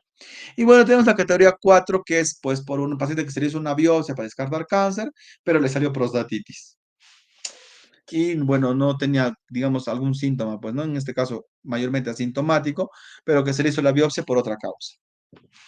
¿Cuál de estas prostatitis es la más frecuente? La tipo 3, en un 62%. ¿Ya? O sea, la prostatitis que más vamos a encontrar son las abacterianas crónicas, o sea, que ya tienen más de 3 meses. Fisiopatología. Ya. Dentro de la prostatitis aguda, como les mencioné, es una verdadera infección del parénquima de la glándula, ¿no? Mayormente igualito por E. coli, ¿no? Que si no damos tratamiento se puede complicar, puede llevar a una sepsis de origen urinario o un absceso prostático. O sea, la prostatitis aguda es un poco de temer, o sea, no vayan a pensar que es así algo sencillo. Una prostatitis aguda, ¿cómo viene? El paciente con fiebre, en algunos casos, malestar general, escalofríos, no puede sentarse el paciente. O sea, la próstata se inflama tanto que no puede sentarse. Y cuando va al baño a defecar, le duele. Viene la prostatitis crónica y hay varias hipótesis, ¿no? Tenemos la hipótesis de teoría obstructiva, la teoría del reflujo intraductal, la infecciosa, que es la más frecuente, la teoría autoinmune, la teoría de la agresión química y la teoría de la disfunción neuromuscular, que es la etiopatogenia para la prostatodinia, ¿no? Porque no hay inflamación, no hay bacterias, no hay nada, pero al paciente le duele. Muy posiblemente por una función neuromuscular, la prostatodinia o la tipo 3B. Muy bien. Esto lo leen también, chicos, porque ahí va a explicar poco a poco cada teoría.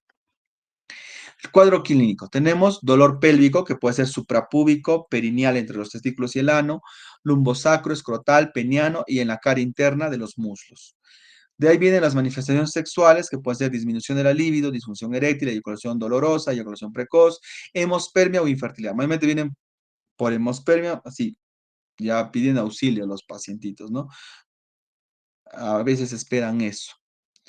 Y los trastornos urinarios, disuria, polaquiuria, tal cual una infección, ¿no? Micción dolorosa, retención urinaria aguda. La RUA se produce mayormente cuando es prostatitis aguda.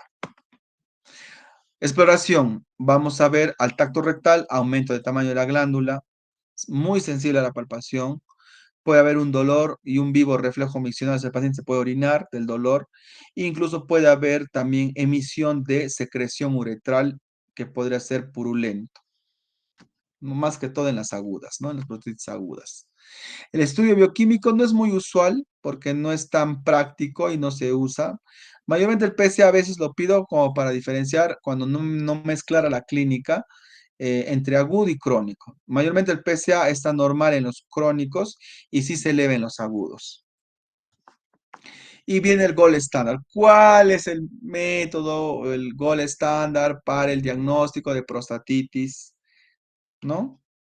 En este caso, pues bacteriana, ¿no? Ya sea aguda o crónica. El cultivo fraccionado, también llamado el método de Stame, donde sacamos la prueba, la famosa prueba de los 4 vasos. El primer vaso es un vaso de orina, que es el primer chorro. El segundo es un chorro intermedio y donde el paciente corta, deja de orinar. Y el tercer vaso es la secreción de la uretra. Pero bueno, muchas veces los pacientes no tienen secreción uretral, ¿no? Y tienen que hacerse masajes prostáticos para que se puedan sacar un poco de exudado. Luego del masaje prostático y que haya salido un poco de exudado, que es el tercer vaso, viene el cuarto vaso, que es retomar la micción y el chorro de la final de la micción. ¿Ya? Entonces, mayormente por un tema idiosincrático y todo esto y de machismo, el paciente pues es reacio a hacer su masaje prostático. Entonces, ¿qué hago yo, no? Para poder mejorar este tema. Ya, le pido una orina del primer chorro, luego le digo que pues recolecte el semen, ya, o sea, haga el cultivo de semen, obviamente ya saben por qué método, y luego un tercer vaso que sería la orina post-eyaculación, o sea, porque eyaculó para sacar el semen y luego una orina post-eyaculación. Entonces, así haría tres vasos. Un vaso del primer chorro, el segundo vaso, que sería mi cultivo de semen, ¿no? Y el tercer vaso sería la orina post-eyaculación. Con eso yo he podido simular el método de Stame, que en nuestra realidad, en nuestro país, acá en la sierra, es muy difícil que el varón lo haga. Entonces, he podido tratar de acercarme lo más posible con esta modificación del método y así he podido conseguir muchos pacientes que pues sus médicos decían que no, que era abacteriana. Pude ubicar el germen, pude sacar su antibiograma, pude ver su perfil de resistencia y pude tratar muchas infecciones. ¿Ya? Diagnóstico ecográfico, bueno, es complementario. Vamos a ver un aumento de tamaño prostático. Cuando veo asimetría de lóbulos, me está indicando más que todo agudo. A los hipoecoicos periuretrales o calcificaciones entre la zona transicional y la cápsula, me podría hablar también un poco de agudeza. Cuando ya hay nódulos hiperecogénicos, me habla de ya de algo crónico. Evidencia de cálculos intraprostáticos, ni qué decir crónico. Incremento del diámetro de los plexos venosos periprostáticos, agudo. ¿Ya? Acá podemos ver, por ejemplo, una tremenda calcificación, un tremendo cálculo dentro de la próstata. El tratamiento. Ya. Esto también ustedes lo van a revisar porque es bien, bien básico de leer. ¿Ya? El tratamiento de una prostatitis bacteriana o la tipo 1 aguda bacteriana, ¿no? Si tiene obstrucción, sonda. Si no tiene obstrucción, tratamiento parenteral con una cefalosporina de segunda y tercera. Puede ser una fluoroquinolona también o aminoglucósido. Ya, mejoría, no mejoría. Si es que no hay mejoría, una eco transrectal para buscar un absceso, porque una prostatitis aguda que no mejore con el tratamiento antibiótico, puede haber un absceso. Y lastimosamente el absceso se tiene que drenar y luego se tiene que hacer un tratamiento por lo menos de 15 días con tratamiento antimicrobiano parenteral. ¿Ya? En el no hay absceso es porque nos hemos equivocado de antibiótico, no hemos sacado bien el perfil y tenemos que corregir el antibiótico que sea más correcto. La bacteriana tipo 2, ya la que encontramos bacterias ya tiene más de 3 meses. El tratamiento va de 6 a 12 semanas, mayormente yo les digo 3 meses, y escogemos uno de estos tres según el perfil clínico y de laboratorio. Entonces acá tenemos tres escenarios: curación cuando ya no tiene síntomas, recaída o no mejoría cuando dentro de estos 12 semanas el paciente recayó a pesar de que estaba tomando la medicación. ¿Qué tenemos que hacer ahí? Eh, Dar el antibiótico, pero por 6 meses, o sea, y de manera supresora. Y luego de eso valorar una posibilidad de cirugía prostática si es que no mejora. La recurrencia es que ya al paciente ya le di de alta, terminó sus 12 semanas, pero por ahí nomás le empezó nuevamente los síntomas. ¿Qué hacemos? Damos profiláctico a dosis bajas. No es como acá que damos tratamiento supresor, que podría ser, por ejemplo, cefuroxima cada 12, ciprofloxacino cada 12. No, acá en la recurrencia vamos a dar solamente uno diario en la noche, pero sí por 6 meses. El 3A, que es el dolor pélvico crónico inflamatorio. O sea, encontramos leucocitos que me indican inflamación, pero en el urocultivo no me sale nada. Posiblemente porque la prostatitis está derivado por gérmenes atípicos, o sea, ureaplasma, clamidia. Entonces, tengo que tratar de usar doxiciclina en este primer caso, ¿no?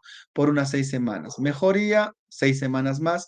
No mejoría, usar AINES, pedir al paciente que eyacule todos los días, ¿ya? No hay mejoría, usar tamsulosina como si fuese una próstata. No hay mejoría, agregar finasterida o duasterida, o sea, una un medicamento que es inhibidor de la 5-alfa reductasa, como si fuese un HBP. En la prostatodinia, este es el dolor de cabeza de los urólogos, ¿no? Porque no tiene leucocitos en semen, no tiene bacterias, le duele y le duele al paciente. ¿Qué hacemos? Diazepam, alfa bloqueadores, opioides, mejoría, cambiamos a AINES, ¿ya? Continúa el diazepam y mantenemos el alfa bloqueador por 3 meses. No hay mejoría, hay que hacer biorretroalimentación, psicoterapia, a veces acupuntura, técnicas de relajación, yoga, cambios de estilo de vida.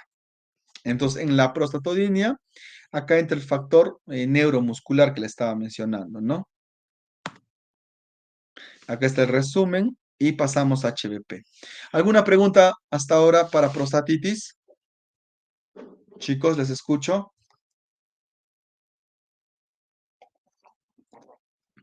No, doctor. Ya, el Ninguna, HBP. doctor. Disculpe. No, no, ninguna, doctor. Ya. El HBP es definida como la proliferación del músculo liso, ya saben, ¿no? Del estroma y de las células epiteliales glandulares, principalmente de la zona transicional de la próstata, causando un incremento de la glándula, del tamaño de la glándula, que a menudo da como resultado síntomas del tracto urinario inferior, lo que llaman LUTS. Entonces, el HBP es una suma de edad, genética, hormonas, estilo de vida e inflamación, o sea, el paciente que está acarreando o está trayendo como antecedente una prostatitis de su juventud, ¿ya? La fisiopatología. Tenemos el tema hormonal, donde va a haber un desequilibrio de los andrógenos. También va a haber aparición de los estrógenos que van a promover la mayor proliferación celular, aunado a la inflamación, aunado al gatillante que es la edad, generando un desequilibrio de la homeostasis a favor de la proliferación, ¿no? ¿Qué pasa? Por ejemplo, a nivel del componente estático, que es la hiperplasia glandular, que depende de la dihidrotestosterona, que va a resultar por acción de la 5-alfa reductasa. La dihidrotestosterona va a elevar el factor de crecimiento epidérmico, que es promitótico, y va a descender, o sea, va a disminuir la cantidad de factor de necrosis tumoral beta, que es proapoptótico, produciendo un desequilibrio a favor de la proliferación.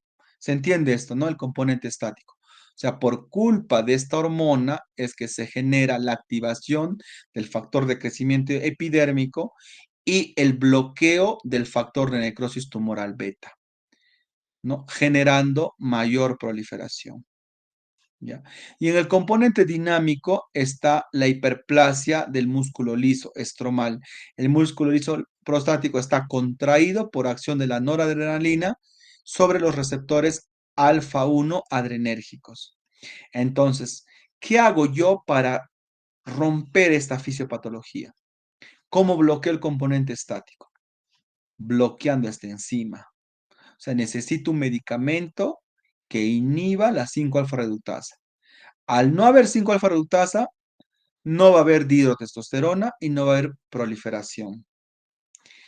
¿Cómo ataco el componente dinámico? Los receptores alfa 1 adrenérgicos, ¿no? Tienen que estar desactivados.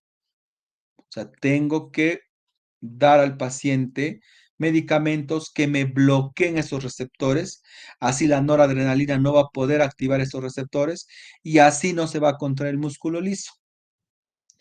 Al no contraerse el músculo liso, vamos a generar una relajación, una apertura de la uretra prostática.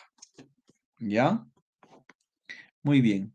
Ahora, ¿qué pasa ya? Tienes la próstata grande. ¿Qué va a pasar? En primera instancia, en la historia natural de la enfermedad, la obstrucción a nivel de la uretra, ¿no? Va a generar una hipertrofia del detrusor. O sea, ya, está bien. La orina ya no sale con facilidad. Entonces, ¿qué dice la vejiga? Me hago un rechoncho, ¿cómo se dice? Bastante fuerte, ¿no? Engrosa su pared. ¿Para qué? Para que trate de eliminar un poco más de orina, de luchar contra esta obstrucción. ¿Ya? Entonces, al momento en que la la vejiga se hace gruesa, va a perder su capacidad de distenderse, va a perder su compliance. Entonces, esta orina que siempre va a estar acumulándose cada vez más y más, me va a romper las fibras del detrusor.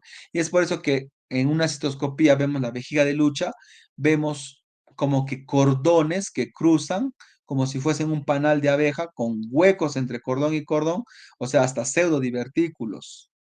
¿Ya?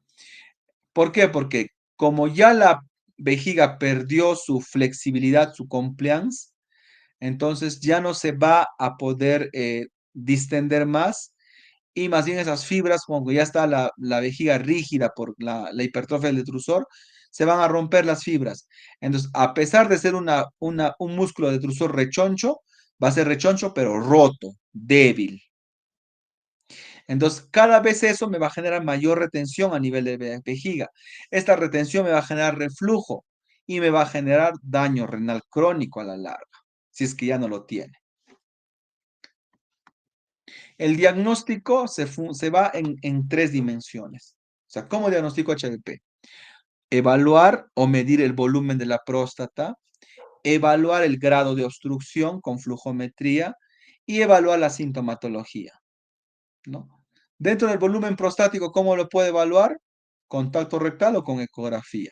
El grado de obstrucción, sí o sí, con flujometría. ¿Y cómo evalúo los síntomas? Si son leves, moderados o severos, con el IPSS. Entonces tenemos los LUTS, o sea, los síntomas del tracto urinario inferior. Tenemos que saber que son actualmente llamados de esta manera: de llenado, de vaciado y posmiccionales. Antiguamente se llamaban los de llenado como los famosos irritativos: urgencia, nicturia, polaquiuria, incontinencia. Y los de vaciado, o también llamados obstructivos, se refieren a la parte mecánica, ¿no? Chorro débil, micción en regadera, chorro intermitente, retardo miccional. Los pacientes que están parados por varios minutos en el inodoro y no orinan. 15, 10 minutos y no orinan. Retardo miccional. Esfuerzo miccional, que es el pujo, y el goteo terminal. El goteo terminal significa que es el paciente que orina y tiene que estar buen ratito ahí porque lo último no termina en un chorro que se corte y ya, sino que gotea, gotea, gotea, gotea, gotea, y tiene que esperar entre 10 a 15 minutos para que termine de gotear, por ejemplo. Y los síntomas postmiccionales, que es la sensación de vaciado incompleto, el famoso tenesmo, y el goteo postmiccional, que sí es un poco más grave, porque es un paciente que ya terminó de orinar, salieron todas las gotitas, se sube la ropa interior, como que da unos pasos, y bim, bim, bim, bim, se le viene varias gotas en el calzoncillo y se moja. Entonces, ¿eso qué me está indicando? El goteo postmiccional me indica ya claudicación vesical, o sea que el paciente ya, pues la vejiga ya está ciertamente dañada. Ya hay que tener mucho cuidado. Entonces, acá tenemos la evaluación de los síntomas con el IPSS, que es un cuadro donde nosotros, por ejemplo, vamos a evaluar, en este caso, ¿no? Durante más o menos los últimos 30 días, ¿cuántas veces ha tenido la sensación de no vaciar completamente la vejiga? Me está hablando del famoso tenesmo o vaciado incompleto. Y le pregunto, ¿nunca, menos de una vez, menos de la mitad de las veces, la mitad de las veces, más de la mitad de las veces, casi siempre? Este síntoma, ¿qué me califica el paciente del 0 al 5? Y le pongo. Y así voy evaluando 7 preguntas. Y luego la octava pregunta es la pregunta de calidad, ¿no? Porque puede ser un paciente que tenga síntomas leves o moderados, pero él se siente fatal. Entonces, va a primar también esta valoración de cómo el paciente se siente con sus síntomas, ¿ya? Para que me diga, sí, me siento mm, más bien satisfecho, como que insatisfecho, como que más bien insatisfecho, muy insatisfecho, ¿ya? Esto me va a evaluar más que todo cómo se siente el paciente frente a su enfermedad. Mientras que lo de arriba me va a evaluar lo que para el paciente es subjetivo, lo vamos a convertir en objetivo, en valores numéricos. ¿Para qué? Para sumar y evaluar si es que los síntomas son leves, va de 0 a 7, si son moderados de 8 a 19 y son severos de 20 a 35. Es importante catalogar los LUTs en leves, moderados y severos porque me va a ayudar al final para evaluar mi conducta, mi manejo. El examen físico, el tacto rectal, obviamente, vamos a evaluar el tamaño, la consistencia, la superficie, la movilidad, el surco medio, la temperatura y el dolor. Miren, el tamaño va a estar incrementado. La consistencia puede ser blanda o fibromuscular. La superficie lisa. La movilidad, sí, ciertamente es móvil la próstata. Surco medio, si es que en verdad no está inflamada. ¿No? Temperatura, si se siente más caliente de lo normal y dolor, ¿no? Entonces, esto es lo que tiene que evaluarse. De pasada también se puede evaluar el tono del esfínter anal como para descartar una, pues, digamos, muy anexo, una vejiga neurogénica, ¿no? Muy aparte de lo que estamos hablando.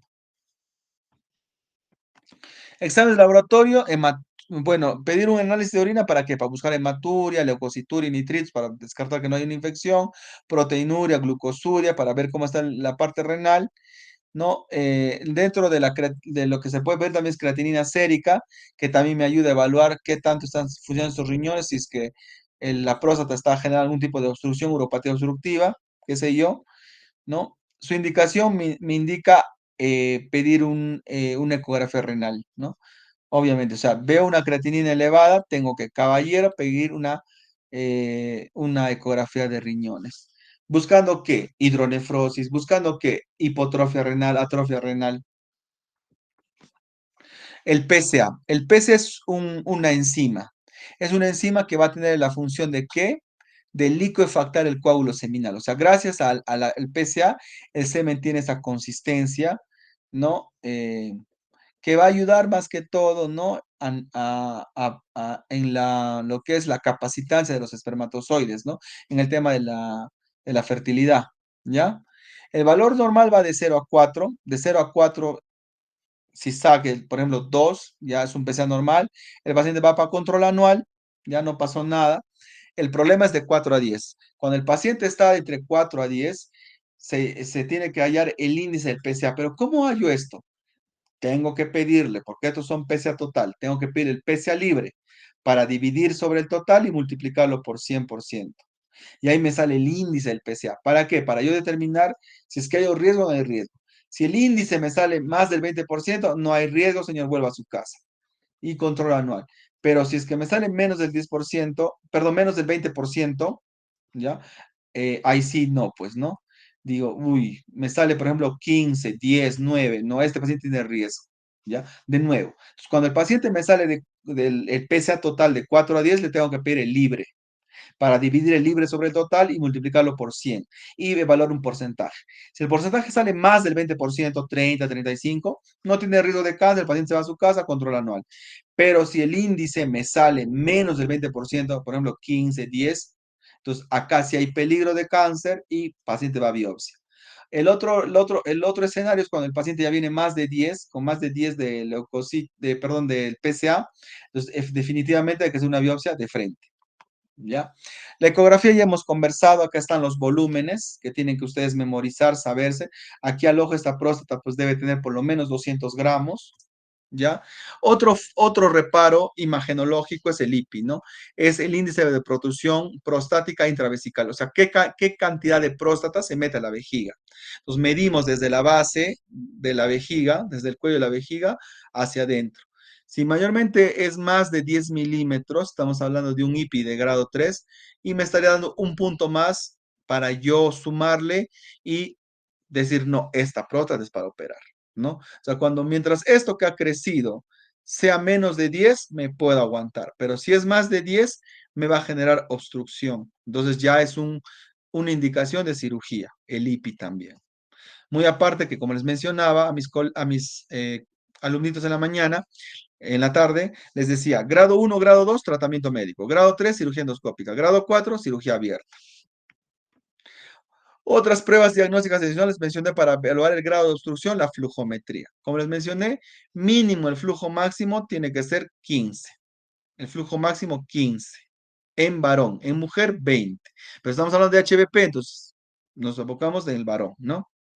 Y para hacer una buena flujometría, mínimo tiene que haber un volumen de micción de micción de 150. O sea que el volumen premiccional de la vejiga tiene que ser por lo menos más de 150 para ver que hay un buen chorro y poder evaluar adecuadamente la flujometría, ¿no? Medimos tiempo de micción, Q máximo, flujo promedio, ¿ya? y avalamos curvas, ¿no? Una curva normal es así, pero acá tenemos varios tipos de compresiva, acá tenemos una intermitente y acá tenemos una curva aplanada que puede ser una estrechez de uretra. Cistoscopía, ya les mencioné el reparo anatómico que vamos a medir para, según eso, ver que si es menor de 3,5 la distancia vero-cuello, se puede hacer una cirugía endoscópica y más de 3,5 se hace una cirugía abierta. Diagnósticos diferenciales, ahí tenemos itus, cistitis, prostatitis, cáncer de próstata, cáncer de vejiga, cálculos vesicales, estenosis de uretra, cuerpo extraño en uretra, esclerosis del cuello vesical, disfunción neurológica tipo Parkinson, diabetes, ACV o esclerosis múltiple y fármacos tipo diuréticos, anticolinérgicos o antidepresivos, que van a generar toda la clínica de Lutz, ¿no? Ya sea irritativos o obstructivos. El tratamiento puede ir desde un manejo expectante, un tratamiento médico, un tratamiento quirúrgico y un tratamientos mínimamente invasivos. Tratamiento médico, alfa bloqueadores, inhibidores de la 5-alfa reductasa, terapia combinada, fitoterapia. Tratamiento quirúrgico, cirugía abierta, retudo de próstata y miocapsulotomía. El manejo expectante, mayormente cuando los síntomas del paciente asintomáticos, síntomas leves, ¿no? ¿Qué se le dice? Ejercicio físico, evitar sedentarismo, restringir líquidos hasta la hora de la cena, después de la cena ya no líquidos, ¿ya? Modificar sus hábitos nutricionales, dice acá, bueno, miccionales, perdón, o sea, pues hacer patrones miccionales, no estar tomando agua cada rato, sino en horas establecidas, para que también pueda orinar en horas establecidas. Tratamiento médico, cuando los síntomas van de moderado a graves, pero que todavía no repercuten un poco en la calidad de vida, pero no mucho. Entonces, ahí tenemos, ¿no? Los bloqueadores alfa-1 adrenérgicos que me van a bloquear los receptores adrenérgicos a nivel de, más que todo, del cuello de la vejiga, tercio inferior y a nivel de la uretra prostática, ¿no? Haciendo que, por ejemplo, a nivel del tercio de vejiga, esto de acá se contraiga. A nivel del cuello, esto de acá se abra. Y a nivel de la uretra también se abra. O sea, sería un promicción. Entonces, la tamsulosina, que en este caso es el medicamento que va a representar los alfa-1 bloqueadores, no es un promicción, pero como les digo, ya me van a ir haciendo esos ajustes de cómo funciona. Pero yo estoy adelantando, ¿no? Contrae el tercio inferior de la vejiga, apertura el cuello de la vejiga y genera una dilatación de la uretra. Entonces, los bloqueadores alfa-1, la tamsulosina, actúa a nivel del componente dinámico. De ahí vienen los inhibidores de la 5-alfa reductasa, tipo finasterida y dudasteride. Para próstatas mayormente mayor de 40 gramos. Entonces, ¿qué vamos a hacer? Vamos a hacer un pequeño túnel aquí para que el paciente pueda orinar ya cuando lo operamos. Pero como antes de esa cirugía, nosotros digamos que todavía no es una indicación, está todavía grado 2, no está grado 3. Entonces decimos, pucha, pues está grado 2, está muy cerca de grado 3, tiene 48, 49 gramos. ¿Qué hacemos? Ya, agregamos la tonsulicina, un inhibidor de 5-alfa para que la próstata no siga creciendo y en algunos casos pueda revertir un poco y reducir su tamaño. De ahí tenemos los inhibidores de la fosfodiesterasa 5. Ellos, los inhibidores de la fosfodiesterasa 5 actúan a nivel de vascular, generando mayor ingreso de sangre. Al generar eso, genera un lavado, ¿no? Donde se va a poder liberar todas las radicales libres, las toxinas, ¿no? Entonces, así se va a procurar que la desinflamación sea más rápida, ¿no? Y aparte va a paliar un efecto adverso que tienen los inhibidores de 5-alfa reductasa, pues, ¿no? Al inhibir esta enzima, no va a haber la testosterona, entonces el hombre como que va a revivir una andropausia más joven, o sea, va a tener ciertos cambios, ¿no? Porque se le está disminuyendo su hormona masculina más importante y la más activa. Entonces, para evitar eso, que genera los inhibidores de 5-alfa reductasa, los inhibidores de la fosforasa 5 tipo tadalafilo se dan en dosis bajitas todos los días para dos cosas: mejorar la circulación a nivel agénito urinario, así haciendo que la próstata se inflame más rápido, y a su vez que la finasterida o dudasteride que generan pues disfunción eréctil o disminución de la libido, con el tadalafilo tomando se sienta menos esos efectos adversos, ¿ya? Y la fitoterapia que básicamente es sintomático, ¿no? Tenemos al Sao Palmetto, que es el que tiene más estudios, ¿no?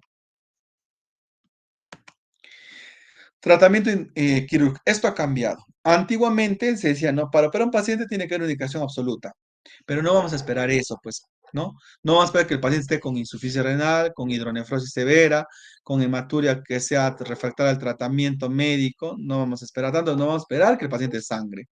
Cálculo en la vejiga, retención aguda urinaria, incontinencia por rebasamiento, posiciones de una vejiga neurogénica, una obstrucción de la sonda o de la sonda y una infección urinaria recurrente. Entonces, algunas de estas ya no se espera para dar el tratamiento quirúrgico, ¿no? Pero obviamente si ya tienes eso, tienes que pensar en operarlo cuanto antes a corto plazo. ¿Cuáles son las indicaciones relativas? ¿Qué es lo que estamos aplicando y estamos usando más acá? Que ya hay un fracaso al tratamiento médico, o sea, que ya el paciente recibió tansulosina y no ha mejorado, ¿no? Entonces no hay que insistir, ¿no?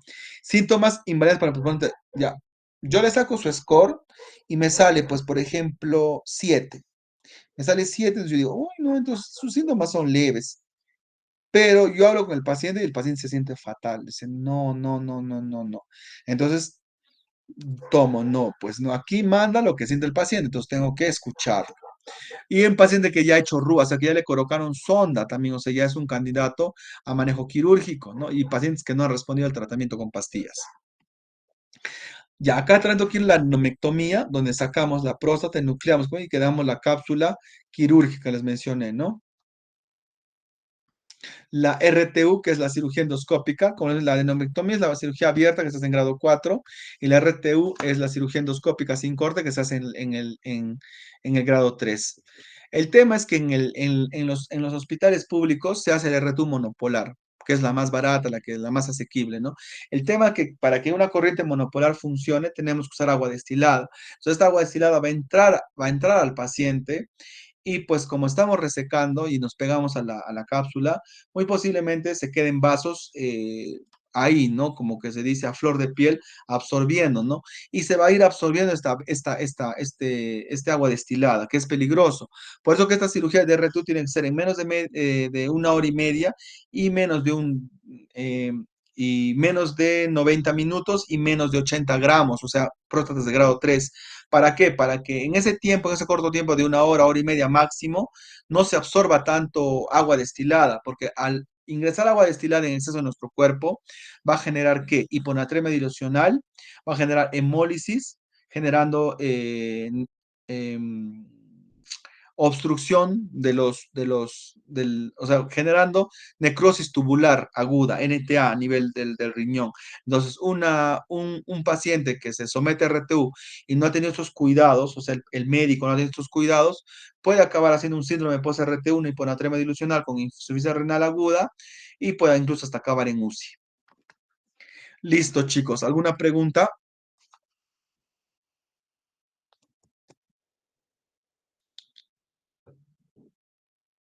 Doctor, entonces mencioné en algún momento que precisamente digamos como que la clínica manda, ¿no es así?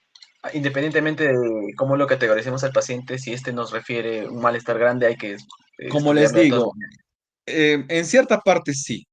En cierta parte sí. Los síntomas que nos da el paciente son subjetivos, pero para eso tenemos esta tablita donde lo subjetivo lo convertimos en objetivo y ya podemos categorizar los síntomas como leves, moderados o severos, ¿ya?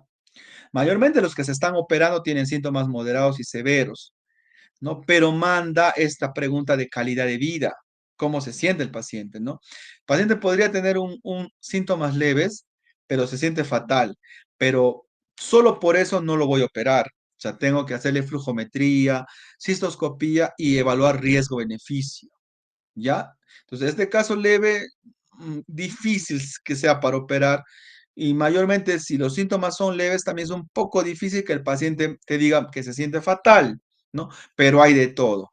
He tenido pacientes así que sus síntomas me salían leves, pero me decían que se sienten muy mal, entonces le hacía algunos exámenes y veía que tal vez no era para operar, pero sí tenía que hacer terapia triple, o sea, su tamsulosina, su dudasteride y su tadalafilo.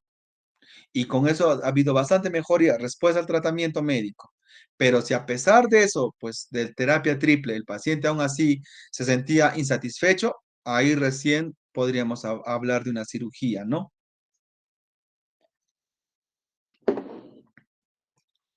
Ahí vale los grados, acuérdense los grados, chicos. Grado 1, grado 2, tratamiento médico. Grado 3, cirugía endoscópica. Y grado 4, cirugía abierta. ¿Alguna otra pregunta más?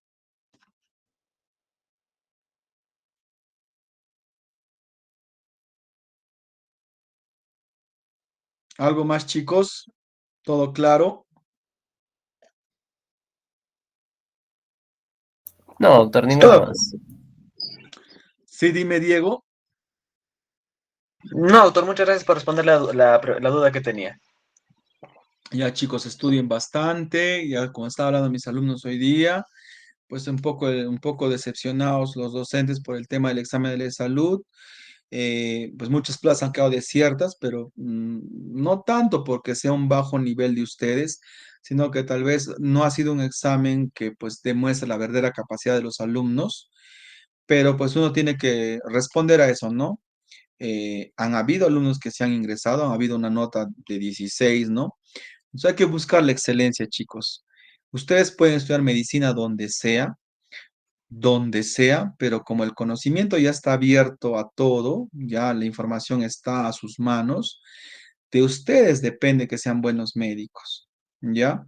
La perseverancia hace la excelencia médica. Como les decía a mis alumnos hoy día, el buen médico, los maestros, eminencias médicas, no son gente que pues tal vez tenga un IQ más de 150, sino que sean gente perseverante, gente que pues se organice, ¿no? Y este tipo de personas son los que llegan a la excelencia y pues llegan a cumplir sus metas, ¿no? Y por lo que decía, no, no sueñen en chiquito, sueñen en grande y así van a obtener los mejores resultados. Nunca se conformen con nada. Escogieron esta carrera porque les gusta estudiar, porque les gusta ayudar y porque hasta el último día de su vida no van a dejar de aprender. Que les vaya muy bien, chicos. Ya, éxitos en todo. Muchas gracias, doctor. Hasta luego.